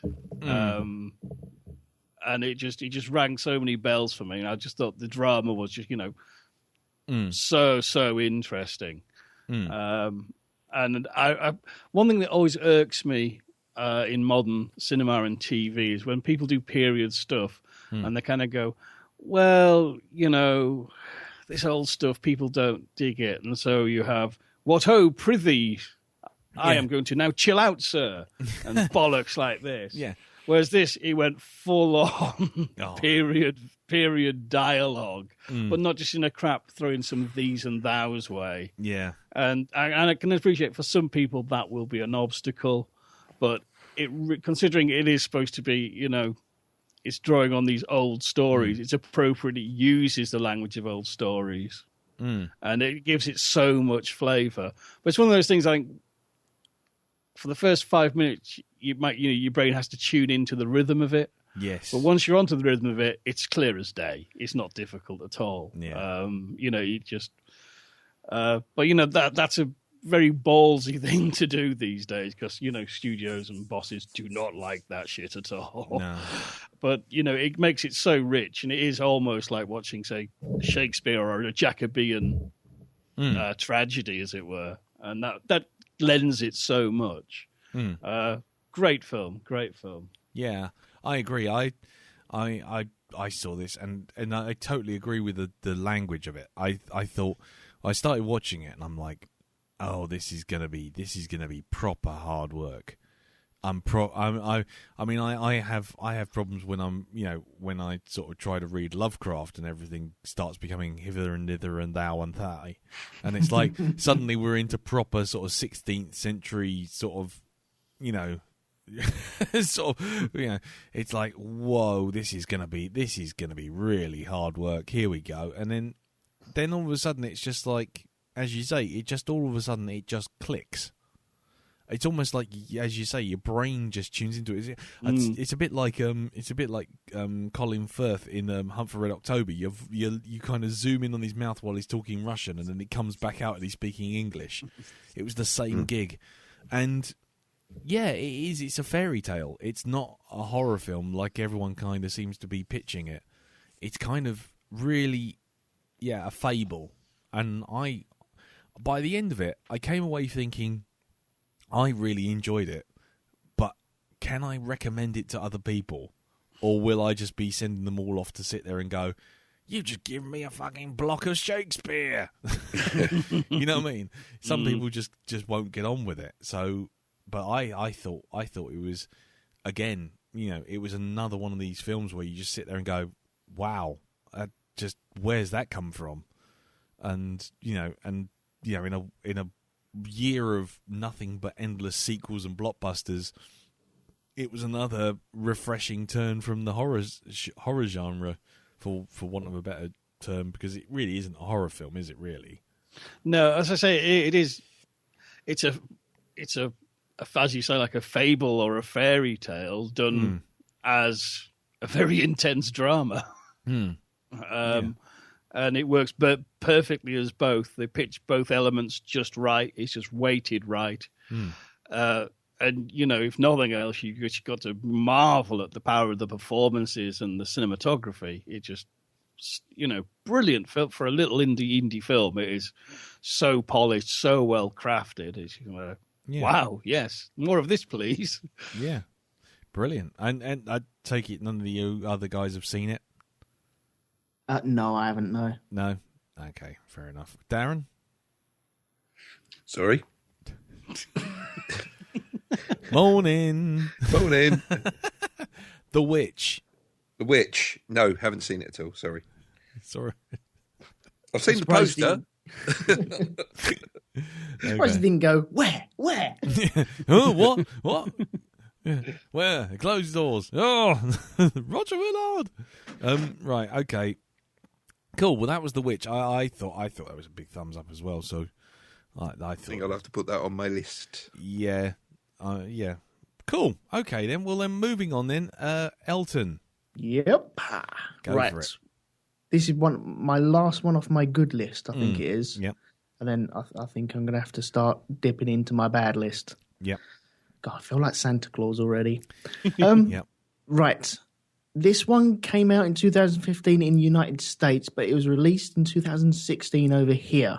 Yes. I know that. Yes. This is The Hateful Eight. Yes. I fucking love this. This is wicked. Oh, man, it's brilliant. I love all the actors that are in it. Because I'm not au fait with Tarantino. I've seen a couple of his, and when I'd seen this, I hadn't even seen Pulp Fiction. But I have seen a couple of what he's produced, but it just caught me at the right time. I loved it. I loved the music in it as well. I loved all the actors in it. I just loved even rewatching it as well.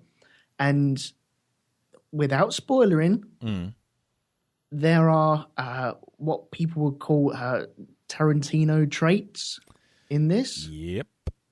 And even with that, I can still thoroughly enjoy this. I think it's got power in it. I think it's got a personality as well, and it's not one for the kids to watch, shall we say? Nope.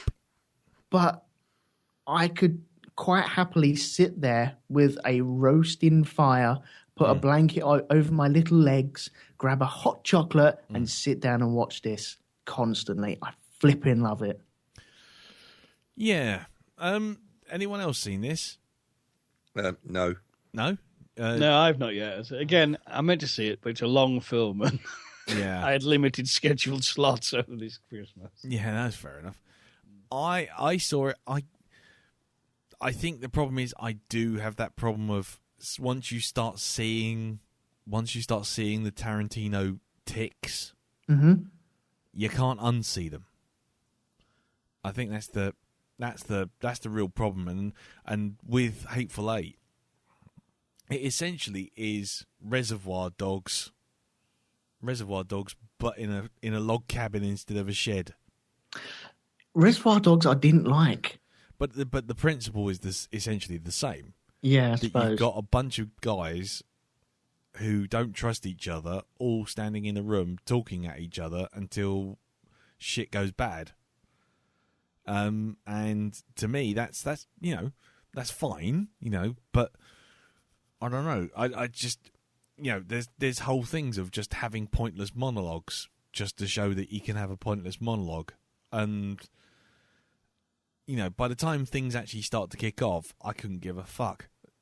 But if you're going into a Tarantino movie, there are going to be pointless monologues. Oh, agreed. I'm totally down with it. I'm just saying that what I was I think the problem is once it started going, it was fine, but the build up, I wasn't into it.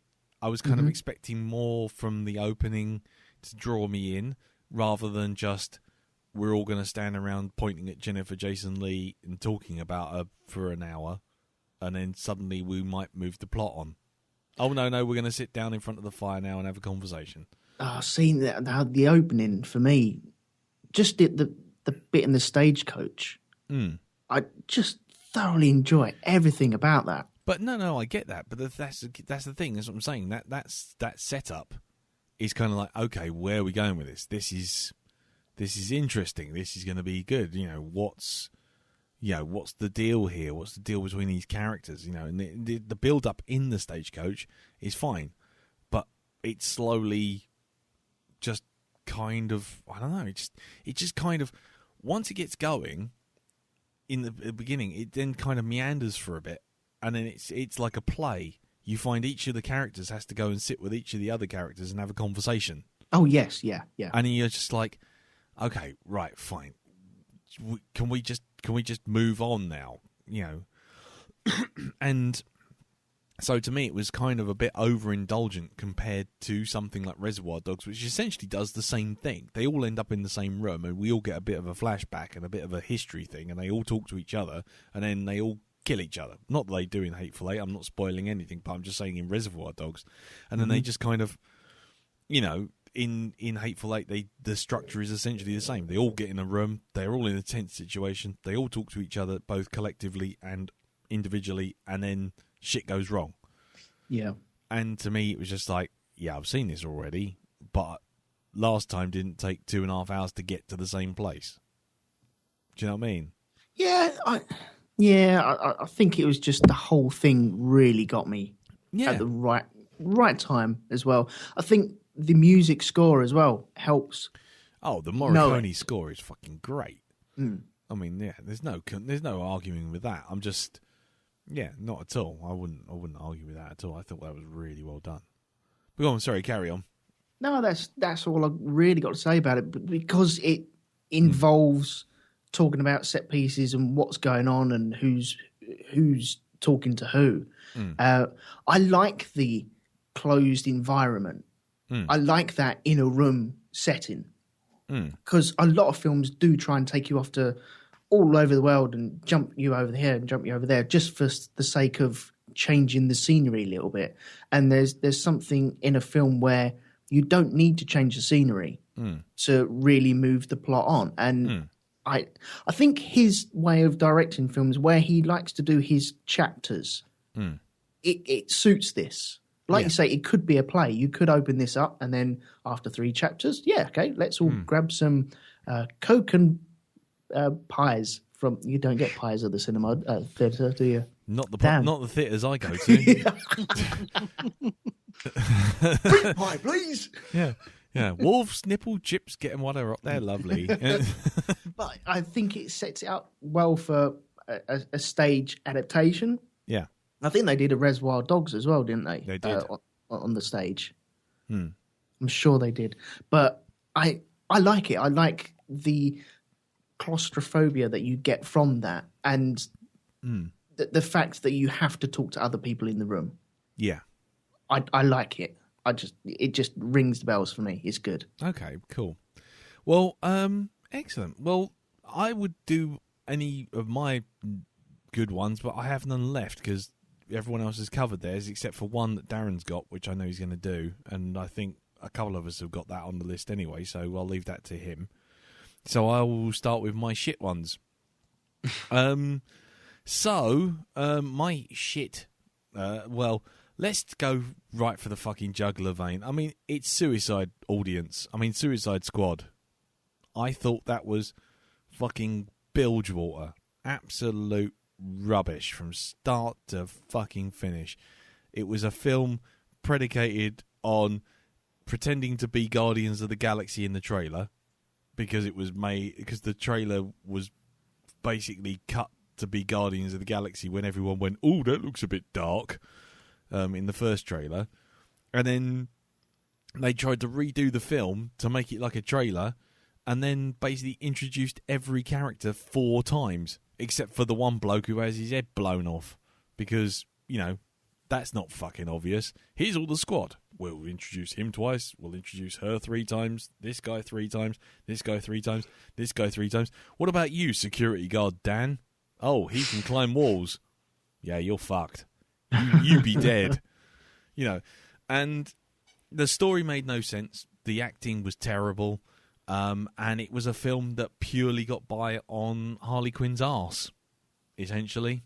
And that was the only reason pretty much anyone watched that film and enjoyed it. I guarantee you.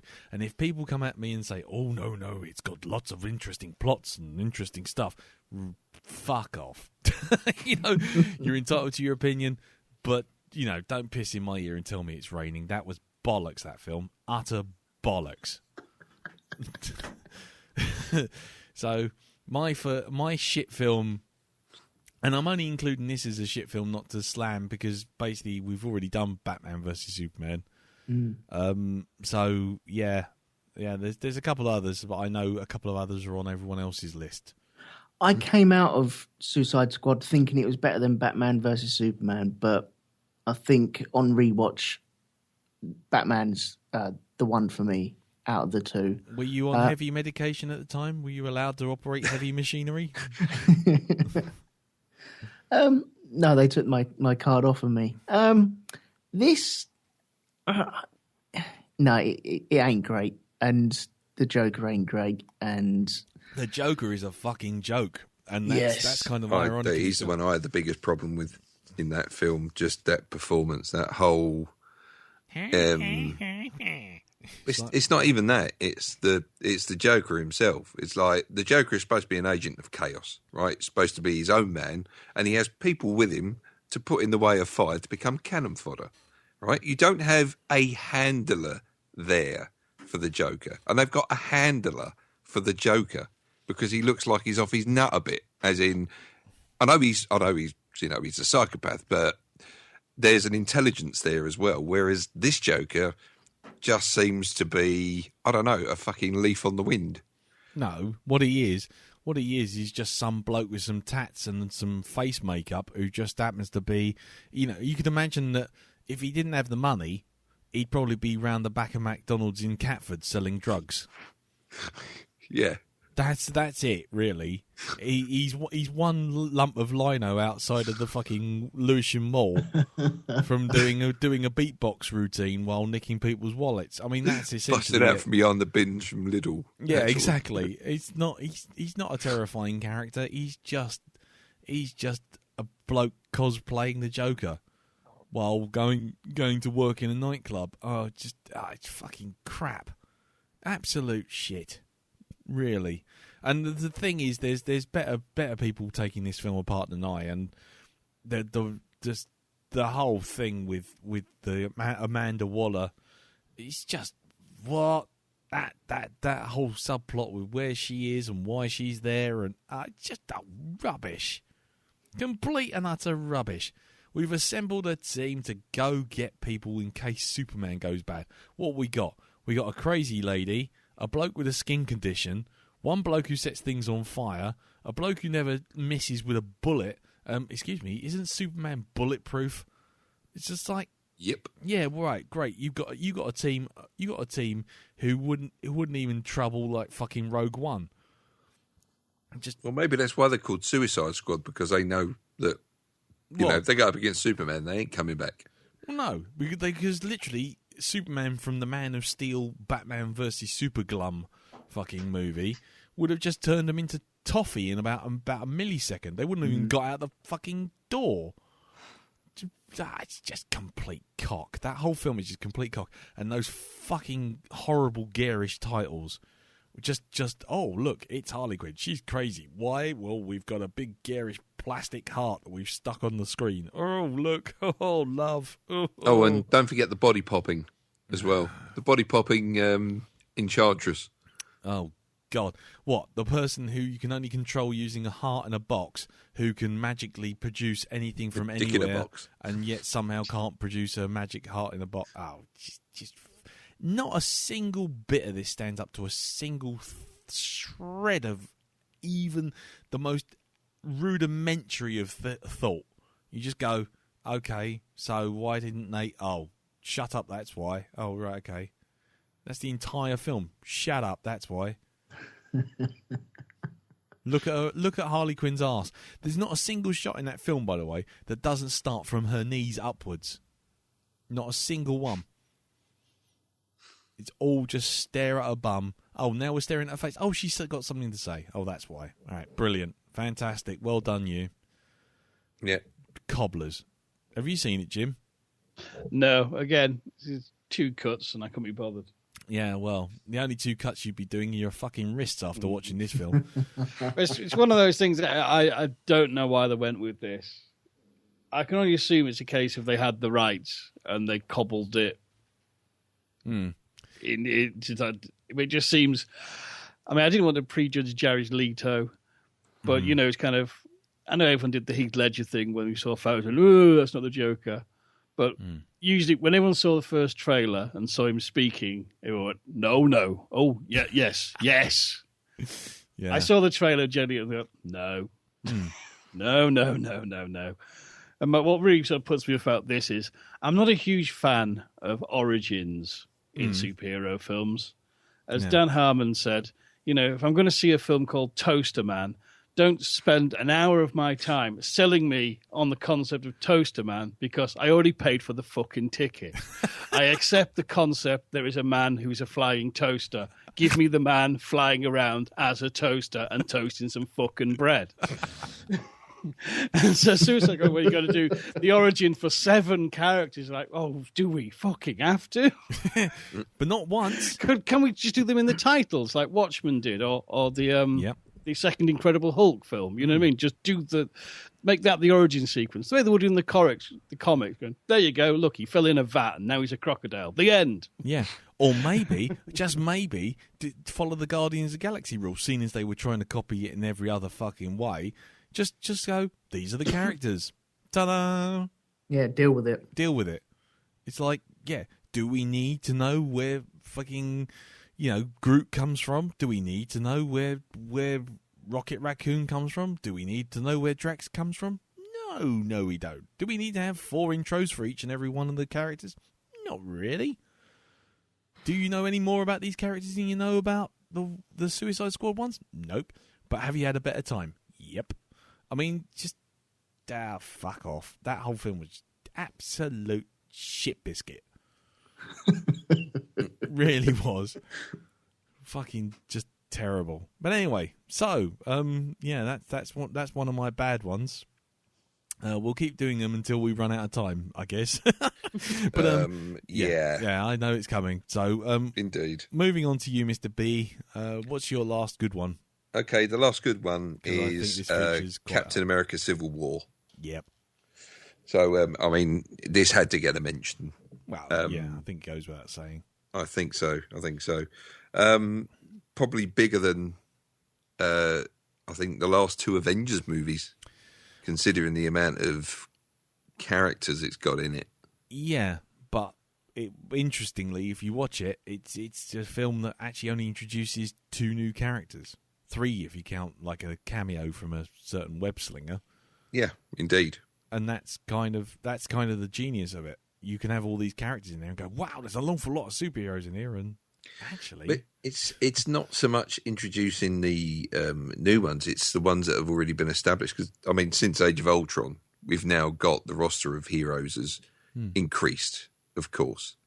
Although with 2 noticeable sort of characters missing, Thor and the Hulk. And for anybody who hasn't seen it yet, there is a nice little film on YouTube of what Thor was doing during Civil War. So I highly recommend that you check that out, because character from that is rumoured to be in the next Avengers movie. Or I think it's in Thor Ragnarok. Yeah. To kind of, add some continuity to it. Yeah. I mean, so that would be good. Yeah, I really enjoyed this film. I thought it was just great fun. And then the second time watching it and the third time watching it, I just felt like it improved, because you started to see all the little extra additional bits, and the villain was understandable. Yeah. And yeah, he was. And in a cinematic year where you have 2 other big superheroes collide and basically no one gives a shit. and another film where you have 7 superheroes, or supervillains all working together and no one gives a shit. The fact that Marvel produces a film in one that does what both Suicide Squad and Batman vs Superman failed singularly to do makes it even more impressive. Yeah, it does. It does. I think this one was written by the Russos as well, wasn't it? That's right.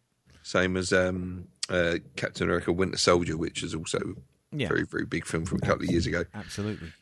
But I although if you are a comic book fan and you have read the original Civil War, it goes from being like this mass battle with 2 halves of the Marvel Universe clashing to literally a bust up in a car park.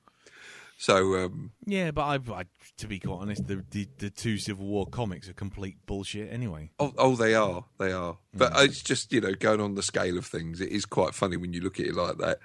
I mean, I've seen 2 screenshots where they show the roster of heroes in one, and then they show that they show the sort of like this wide open space with like about 3 or 4 people going to have a party at one another. And they're all very polite as well. They don't really want to hurt one another. Really, it's oh no, I'm very sorry, but I had to do it. I've got to punch you on the nose. I've got to take you out of the game, sort of thing. Yeah. Yeah. I mean, for me, the the webhead kind of stole the show in that battle sequence. I think closely followed by Ant-Man. Yeah. Yeah, absolutely. Yeah, doing his last time I tried this, it almost ripped me in half. Woohoo! Yeah. But it's that look on his face. When I can't. I'm not going to say it, because if you haven't seen it by now, it'll probably spoil it for you. But yeah, highly recommend it. Yeah, pick it up if you can. Yeah. Anyone else seen this? Have a view on it? Yeah, I've seen it. And surprisingly, and I quite enjoyed it. Excellent. Once again, I don't really know about the superheroes, but because I haven't even seen Age of Ultron, but I've been warned off of that. Yeah, to be quite honest, it's all a bit. Yeah. I was one of the people who had a big problem with Age of Ultron. I just thought it was kind of, we've been successful and we're just doing this for the money now. But actually watching it a second time, I actually find it's a better movie. That one. So, it wasn't as bad as it was the first time I watched it. Bit of hindsight and context, I guess. Yeah, it's actually not bad. Okay, fair at all. It improved. What about you, Jim? What do you think of it? I was underwhelmed. Interesting. Cool. Okay. It was a better Avengers movie than the Age of Ultravox. It means nothing to me. But my problem with it is it peaks in the middle. Ah, yeah. And interesting. To be honest, it's kind of the Marvel films have a tendency for having uninteresting villains. It's here that almost went for broke. Kind of, let's have a bloke in a parka. Yeah. Thanks. And it's also that thing of kind of, I'm really just, this is kind of a meta point, really, but I'm just really feeling kind of the Marvel Cinematic Universe. Did you ever go and play on a building site when you were a kid? And there's like big concrete slabs that are going to be the foundations. There's big trenches dug for the pipes and wires. There's big coils of wires on the big massive spindles. There's piles of pipes and big stacks of bricks. It's all ready to be set up. Yeah. I feel since Phase 2, they've been doing their darndest not to put the fucking bits together. And it's kind of, we shield, Winter Soldier. We'll get rid of shield. But hey, we've just making a series called Agents of shield. Oh, fuck them. And then, Iron Man 2, what's he going to do? He's going to stay home and get pissed. Iron Man 3, he's not going to want to be Iron Man. Coming soon, Iron Man 4. Tony Stark stays in his office and pretends he isn't in.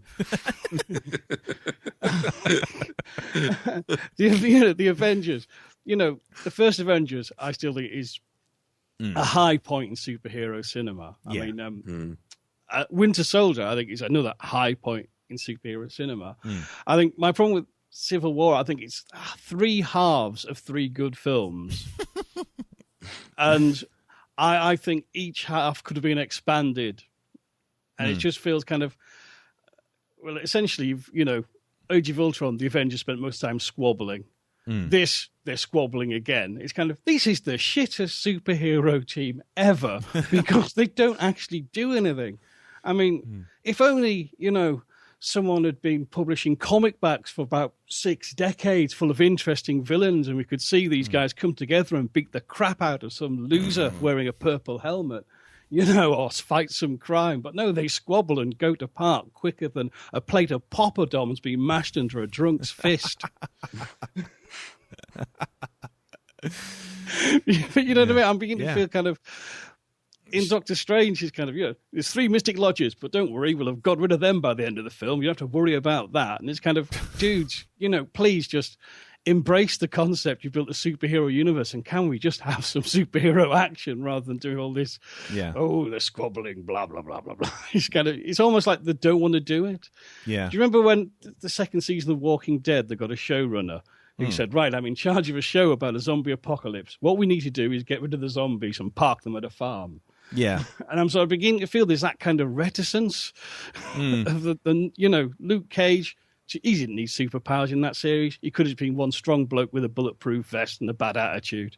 Yeah. You know what I mean? And I'm sort of beginning to feel that they set out so well with the cinematic universe and tie-in series. Now no one's talking to each other. There's some almighty rights cock-up going on in the background. Lots of suits are getting worried about you can't have too many people in capes. I mean, okay, Scarlet Witch, that costume is sexist, but I could stand to see her wearing something other than a fucking hoodie. You know what I mean? Nice. And it's just kind of like, oh, please, come on, guys, you were doing so well. I'm beginning to feel a bit undersold. You know what I mean? Kind of, you're always setting the reset switch. So every Marvel film, it's starting out in a universe where there aren't superheroes. There hasn't been an alien invasion. It's kind of, no, give me a world where, you know, it's full of heroes and villains and superpowered freaks running riot. And, you know, let's go for it. Let's get that color and, you know, widescreen superhero action, Avengers Assemble delivered, you know? Yeah. Oh, interesting. And, I mean, but the sticking point for me with Civil War is after the big airport fight, which is tremendous fun. Yeah. Don't get me wrong. I'm not saying this is a bad film at all, but after that, it's down to a punch-up between Iron Man and Captain America. Now, in the comics, the Civil War story, it was playing on a 40-year relationship these guys have had. In the movies, they've just, either been squabbling or traded the odd quip. And it's kind of, it's just feeling it's lacking the weight. You know what I mean? It's kind of, I almost feel they're trying to like rush it all through before the bottom drops out of it. And it's kind of, because I think, you know, we could have had another Captain America movie in the Second World War and he loses Bucky then. Yeah. We could have had, you know, another movie before we get to this Civil War one and just, you know, build the relationships a bit more. It'd have more weight. Because otherwise, I mean, the trouble with these versus movies, without fail, it ends up as a no-score draw. Yeah. And that's the problem. The only one I can think of that actually works is where you've got a clear good guy and a bad guy. And the only two that sort of fit that criteria is the granddaddy of them all, Frankenstein meets the Wolfman. Yep. And King Kong versus Godzilla. Cool. So you've got black hat, white hat. You know, you know where you want this to go. But in all other instances, where it's Freddy versus Jason or whatever else, it's always kind of, they've both got fans. Yeah. And it muddies the water. You don't get a good result or a good punch-up. So. Cool. Okay. Well, there you go. There you go. See, just see, we like a little bit of balance. Like a little bit of balance in the old Blackdog now. See, I've given DC a kicking. Jim has come out solidly, given Marvel a slap to the fucking ground. Cool. So there you go. Anyway, we're going to stick with Jim and move on to his shit film. So, Jim. Yes, my shit film is How to Turn Spaceships and Lasers into Boring Crap. Better known as Independence Day Regurgitation, or whatever the fuck it was. Oh, dear me. Oh, this was bollocks, wasn't it, really? I mean, the thing is with this is I didn't have high hopes for it. It had a low bar to hobble over. And like some asthmatic ant, it just couldn't even manage it. Yeah. I mean, the thing is, it's one of those films, if you turn the sound down, it looks amazing. Turn the sound up, you realise this is bollocks. I mean, I know the first one is stupid, but a lot of people like the first one. And it was only after you watched it a few times, you go, hang on, this is fucking retarded. But, you know, it's one of those films that was really big at the time and has been downgraded over the years. It was of its time. Whereas this, it's kind of, it's just so lazy. It's kind of just not even trying. The first one has a kind of a charm to it. This, it's kind of have some of those boring cardboard cutouts. We're not even going to try to make them characters. Just have some names, some blah this, blah that, and it's just kind of after a while. It's kind of after half an hour. It's kind of I'm bored of lasers now. Got anything else? No. We haven't. By the end, when the bastard love child of the Cloverfield monster, a predator, and the alien queen trotting about for ages for no reason whatsoever. Even the special effects guy was just giving up and just have them all whirl round in a circle. I can't be bothered animating them doing anything else anymore. Yeah, but it was just kind of like tedious, kind of like, this is so annoying. This is just there's many films that have been bad this year, but what gets me is this had such a low bar to hobble over, and yet it couldn't be bothered even to have the ambition to meet its own meager, dumb standards. Yeah. That's what annoys me the most about it. It's kind of like Transformers 2 syndrome. Because you've got all this money, all this special effect, and you just can't be bothered just to do something rudimentary with it. It's the sad wank of alien invasion movies. Yes. Just sitting there crying while some music plays in the background going, wah, wah, wah, wah. Maybe we should have a Quality Street rating system for this. So, is this the coffee cream in the jar of Quality Street? Oh no, it's worse than that. It's the orange. This is an empty wrapper that you bite into, thinking someone's just screwed up and realise there's no chocolate in it at all. Just another wrapper. Yeah, it's your fillings. It's the chocolate orange in a bag of Revels. With that orange flavour that just doesn't taste like orange at all, and it just has the consistency of chalk. But it fools you. It's a demon. It fools you. It has the chocolate around the outside, and you think, "Ooh, so sweet, so interesting." And then you bite into it, and you go, "It tastes like death and despair." That's Independence Day in a nutshell. It's just tedious. And the worst bit is they all the blue screen, or rather green screen. I think I said this at the time. There's a scene with Jeff Bridges talking to all the pilots who are going to go up to the mothership. Yeah.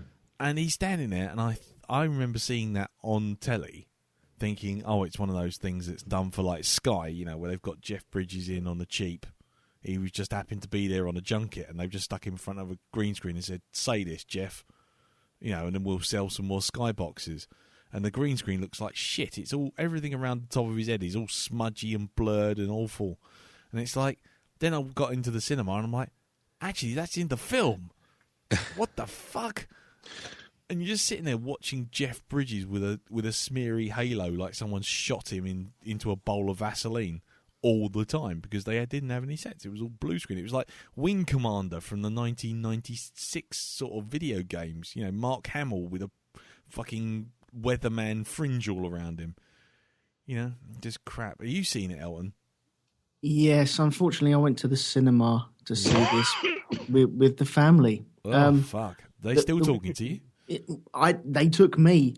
I didn't take them. They took me. They hate you. That's what they're telling you. Yeah. This is like watching paramedics trying to revive a fucking jelly. That would be more interesting, actually. It's just fucking bollocks. If I'd seen this on a plane, I'd have wanted to walk out. Fuck it.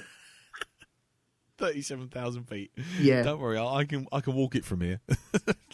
Nope, I've had enough.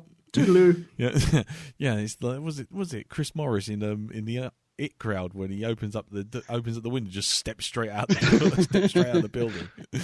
Oh dear. I like that. Paramedics trying to revive a jelly. Yeah, that's going on a poster. Yeah. That's a Patreon poster, that is. So anyway, so my shit film was Suicide Squad. Jim's was Independence Day regurgitation. What about yours then, Elton? What's your one shittest shit film? Okay, I'm going to introduce you to The Forest. Oh, good Lord. This is Natalie Dormer playing two people of differentiating hair colour. One blonde, one black, because, they're twins. And just so you know that they're twins, but different people, they got different colour hair. This is a story about a woman going into a Japanese suicide forest. Yeah. And then her twin has to go and find her. And they try and take the turn of, well, it's Japanese, so it's going to be creepy anyway. And then we're going to throw you some jump scares at you, which just don't suit the situation. They are there just to jump scare you. And when they do that, that is a cheap way of trying to scare you. I fucking hate it. It's just pointless. It just doesn't mean anything. Especially when it's not tied up in the actual story itself. If the jump scare has no relation to what is going on around the people at all, then I can't see the point. Yeah.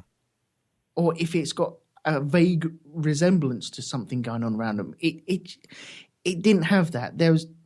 there's one at the very end, or close to the end, which I'm still trying to work out why that was put in there. Oh. It just doesn't make any sense to the story or anything whatsoever. Even the strength of having Natalie Dormer in there, that lost its shine within around about 10 minutes. Oh, right. And then having creepy Japanese girls, that does not make a film. It does not make a film. And there we were saying it was a strong year for horror, and you managed to burst that bubble. No, well, this was very poor. They've got.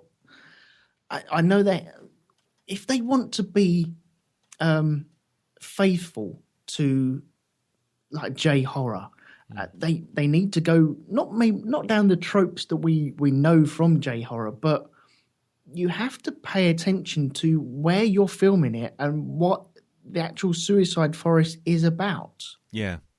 And they don't really do that. Yeah. They've got so much scope that they can muck around with here, and it's just a dumb premise. Oh, right. Okay. I mean, I'll be honest with you. I saw the posters for it, and I saw a teaser trailer for it, and I just thought, yeah, it's another scary forest with someone sort of getting lost in it. And I think there was another one about that Suicide Forest with Matthew McConaughey that came out the same year. Yeah, I think there was. Yeah, yeah, and I wasn't interested in that either, which is interesting because it's actually one of those forest stories where you sort of go, that would make a right decent creepy pasta. And in fact, just seeing the actual footage from the forest just feels wrong. Yeah, it's fucking creepy, but it doesn't come across on the screen at all. Like, can I ask a question? Yeah, go on. Why are they called? This might be a stupid question, but why is it called a suicide forest exactly? Ah, there you go. Right, okay. Let me get the name of it. Suicide. So I figured this is probably a little too obvious for it to be a place where people just go and off themselves. No, that's exactly it. Is that it? Yeah. Yeah. It was. Yeah, people started disappearing, and then the folk. I think Jim's probably going to smack me on the head with a frying pan in a minute, but.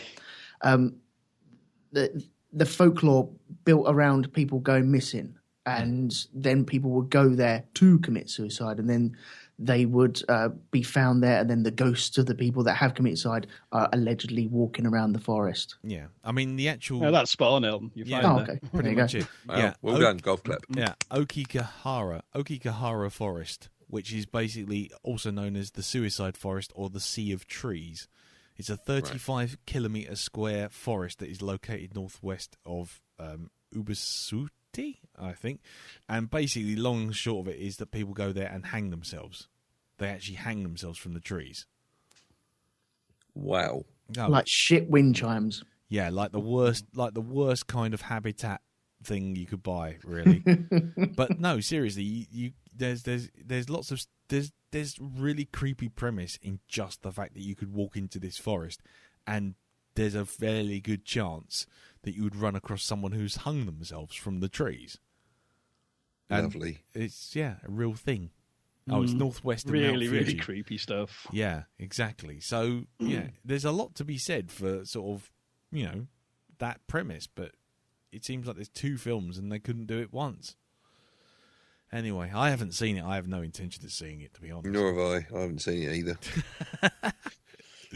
So there you go. So that's The Forest, another one of our shit films of the year. And so, Darren, over to you, mate. What's your shit film of the year? If you could take a hipster and turn it into a movie, then it would be Neon Demon. Yeah. And if anybody's heard me ranting, you might have heard me saying one or two things about the hipster culture, about it just trying too fucking hard. Yeah. Okay? This is a pretentious pile of old bollocks, this film. It really is. It's all about a young girl that goes to Hollywood to become a model. And it starts off well enough. You're like, all right, let's see where this goes. And it just quickly boils down into Calvin Klein adverts stuck together to make a story. Yeah. fact, there's one point when the main character comes out of character and literally looks at the camera and goes, I know life is this, that, and the other, but wow, box of eggs and an orange juice, thank you, and then carries on. It's like, by this point, you're like, what the fuck? In fact, when they showed this at Cannes, right, it came up with the director's wife saying, "Thank you, Janet," right? And somebody from the back of the auditorium shouted out, "Fuck you, Janet!" That's how bad a reception it got. Right. Okay. And what caused you to look at this film in the first place? It was a thing. Me and Andy went to the Prince Charles because the director was there as well, and it was like a Q&A. So he got a ticket and he gave it to me and said, come along. So I thought, all right, let's give it a go. It looked interesting on the trailers. Let's see what it's about. And I just thank the Lord I paid no money whatsoever for the ticket. Oh, right. But even then, I wanted my money back, even though I hadn't paid anything. It was just like, and I had to sit on my hands during the Q&A, so I didn't put my hands up. Have you got a question for the director? Yeah. What was that pile of old bollocks I just watched there? Yeah. What the fuck have I just wasted my life on? Yeah. Without giving it any hand wavy stuff, speaking in plain English. Okay, using straightforward words, not 15 where one will do. Tell me what that was about. And no fucking politician answers either. Well, what do you think it was about? Fuck off. just go fuck yourself. Nice. So, yeah. Fucking Neon Demon can go and fucking do one. Well, there you go. A recommendation if ever we've heard one. There you go. Another poster quote. You can fucking do one. Neon Demon, you can fucking do one. Well, there you go. So that's our best and worst of 2016. Thank you very much for listening. Before we go, gentlemen, would you like to tout your wares, Jim? Yes, you can hear me on my own show, Hypnagoria, where I'm starting a 3-part look back at horror in 2016. And no, I've not turned into a current affairs program talking about horror films. Nice. I'll be talking in more depth about some of the films I've mentioned, and a good deal, well, I think about 15 others I've not. So Lovely. Brilliant. That'll keep me busy for January. Yeah. Did I hear correctly you'd seen the autopsy of Jane Doe? Yes. Oh, man, I'm so up for that. That's good. Yeah. Directed by the man who made Troll Hunter, his first English language film. Yeah. It's good. It's good. Oh, I'm looking forward to that one. Cool, okay. And Elton? You can catch me this month. We're actually recording live tomorrow night. I'm going to be joined with Lee Harvey to talk about board games on Shonky Lab. And you can find that on shonkylab.com. Board games, nice. Yes. Cool. Okay. And well, here I am. You can listen to this, and you can also go to our new YouTube channel. The Blackdog has a YouTube channel. Yeah. And it's got almost 3 whole video reviews and an archive of up from 99 onwards of this stuff.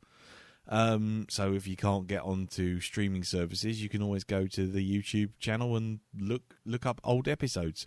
Just go on YouTube and type in the Blackdog Podcast, and you will find our YouTube channel.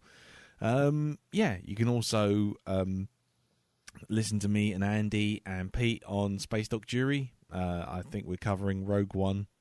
Spaceships in a couple of days, and and also we may be covering Passengers, which they're very soon. So now it's just time to, before we say goodbye, tell you what we're going to do next week. Well, next week sees the start of Selfish Midcalf Month, presuming I survive to the end of next week. And basically, I thought I'd go through all the films I liked and just throw 4 of them up. And, yep, there it is. The first one is going to be a film which Darren and I saw at the cinema together, an Alex Garland movie. Who Alex Garland has, directed. He wrote Dredd, didn't he? He wrote Dredd. He did, yeah. And no, he did direct Dredd, didn't he? Actually, yeah, I think he did as well. Now I've come to think of it. Anyway, and he also wrote Sunshine and 28 Days Later, and he went off and did essentially the best, as far as I'm concerned, the best Black Mirror episode that Charlie Brooker never did, which is our film next week, which is Ex Machina. Oh, yeah. So, before we go, who's seen this film and who hasn't? I've seen it. Well, I know that. You were sitting beside me. I know. I've seen it. You have seen it. Elton? I have seen it. Cool. And how do we all feel about it at the time? Oh, yes, definitely. Cool. Thank you very much, Mrs. Right. Jim? I really liked it. Really liked it. Cool. And Elton? Really liked it, and a bit uncomfortable at times. Yes, indeed. So if you want to see Poe Dameron dancing around with a big hipster beard, this is the film for you. So if you wanted to get involved for the first review of the year, send in your feedback for Ex Machina to feedback@blackdogpodcast.com. That's feedback@blackdogpodcast.com. Or join us on the Facebook group, which is facebook.com/groups/the Black Dog Podcast. And I'm slowly but surely emerging onto Twitter. I'm at Cartoon Beardy, and the Black Dog Podcast's Twitter is just that, at Black Dog Podcast. So that's that. Thank you all for listening. Thank you to Darren, Jim, Elton for supplying us with your best and worsts and watching loads of films over Christmas. I saw you guys trying to catch up to get this episode done. So your work has been highly appreciated, sirs. And relax. Now we're back to one a week. So that's it. Thank you very much again. Happy New Year to everyone who's listening, because I should have said that at the beginning. And we'll see you next week for Ex Machina. Until next time, take care. Tatty, bye. Bye. Bye-bye. Ta-da.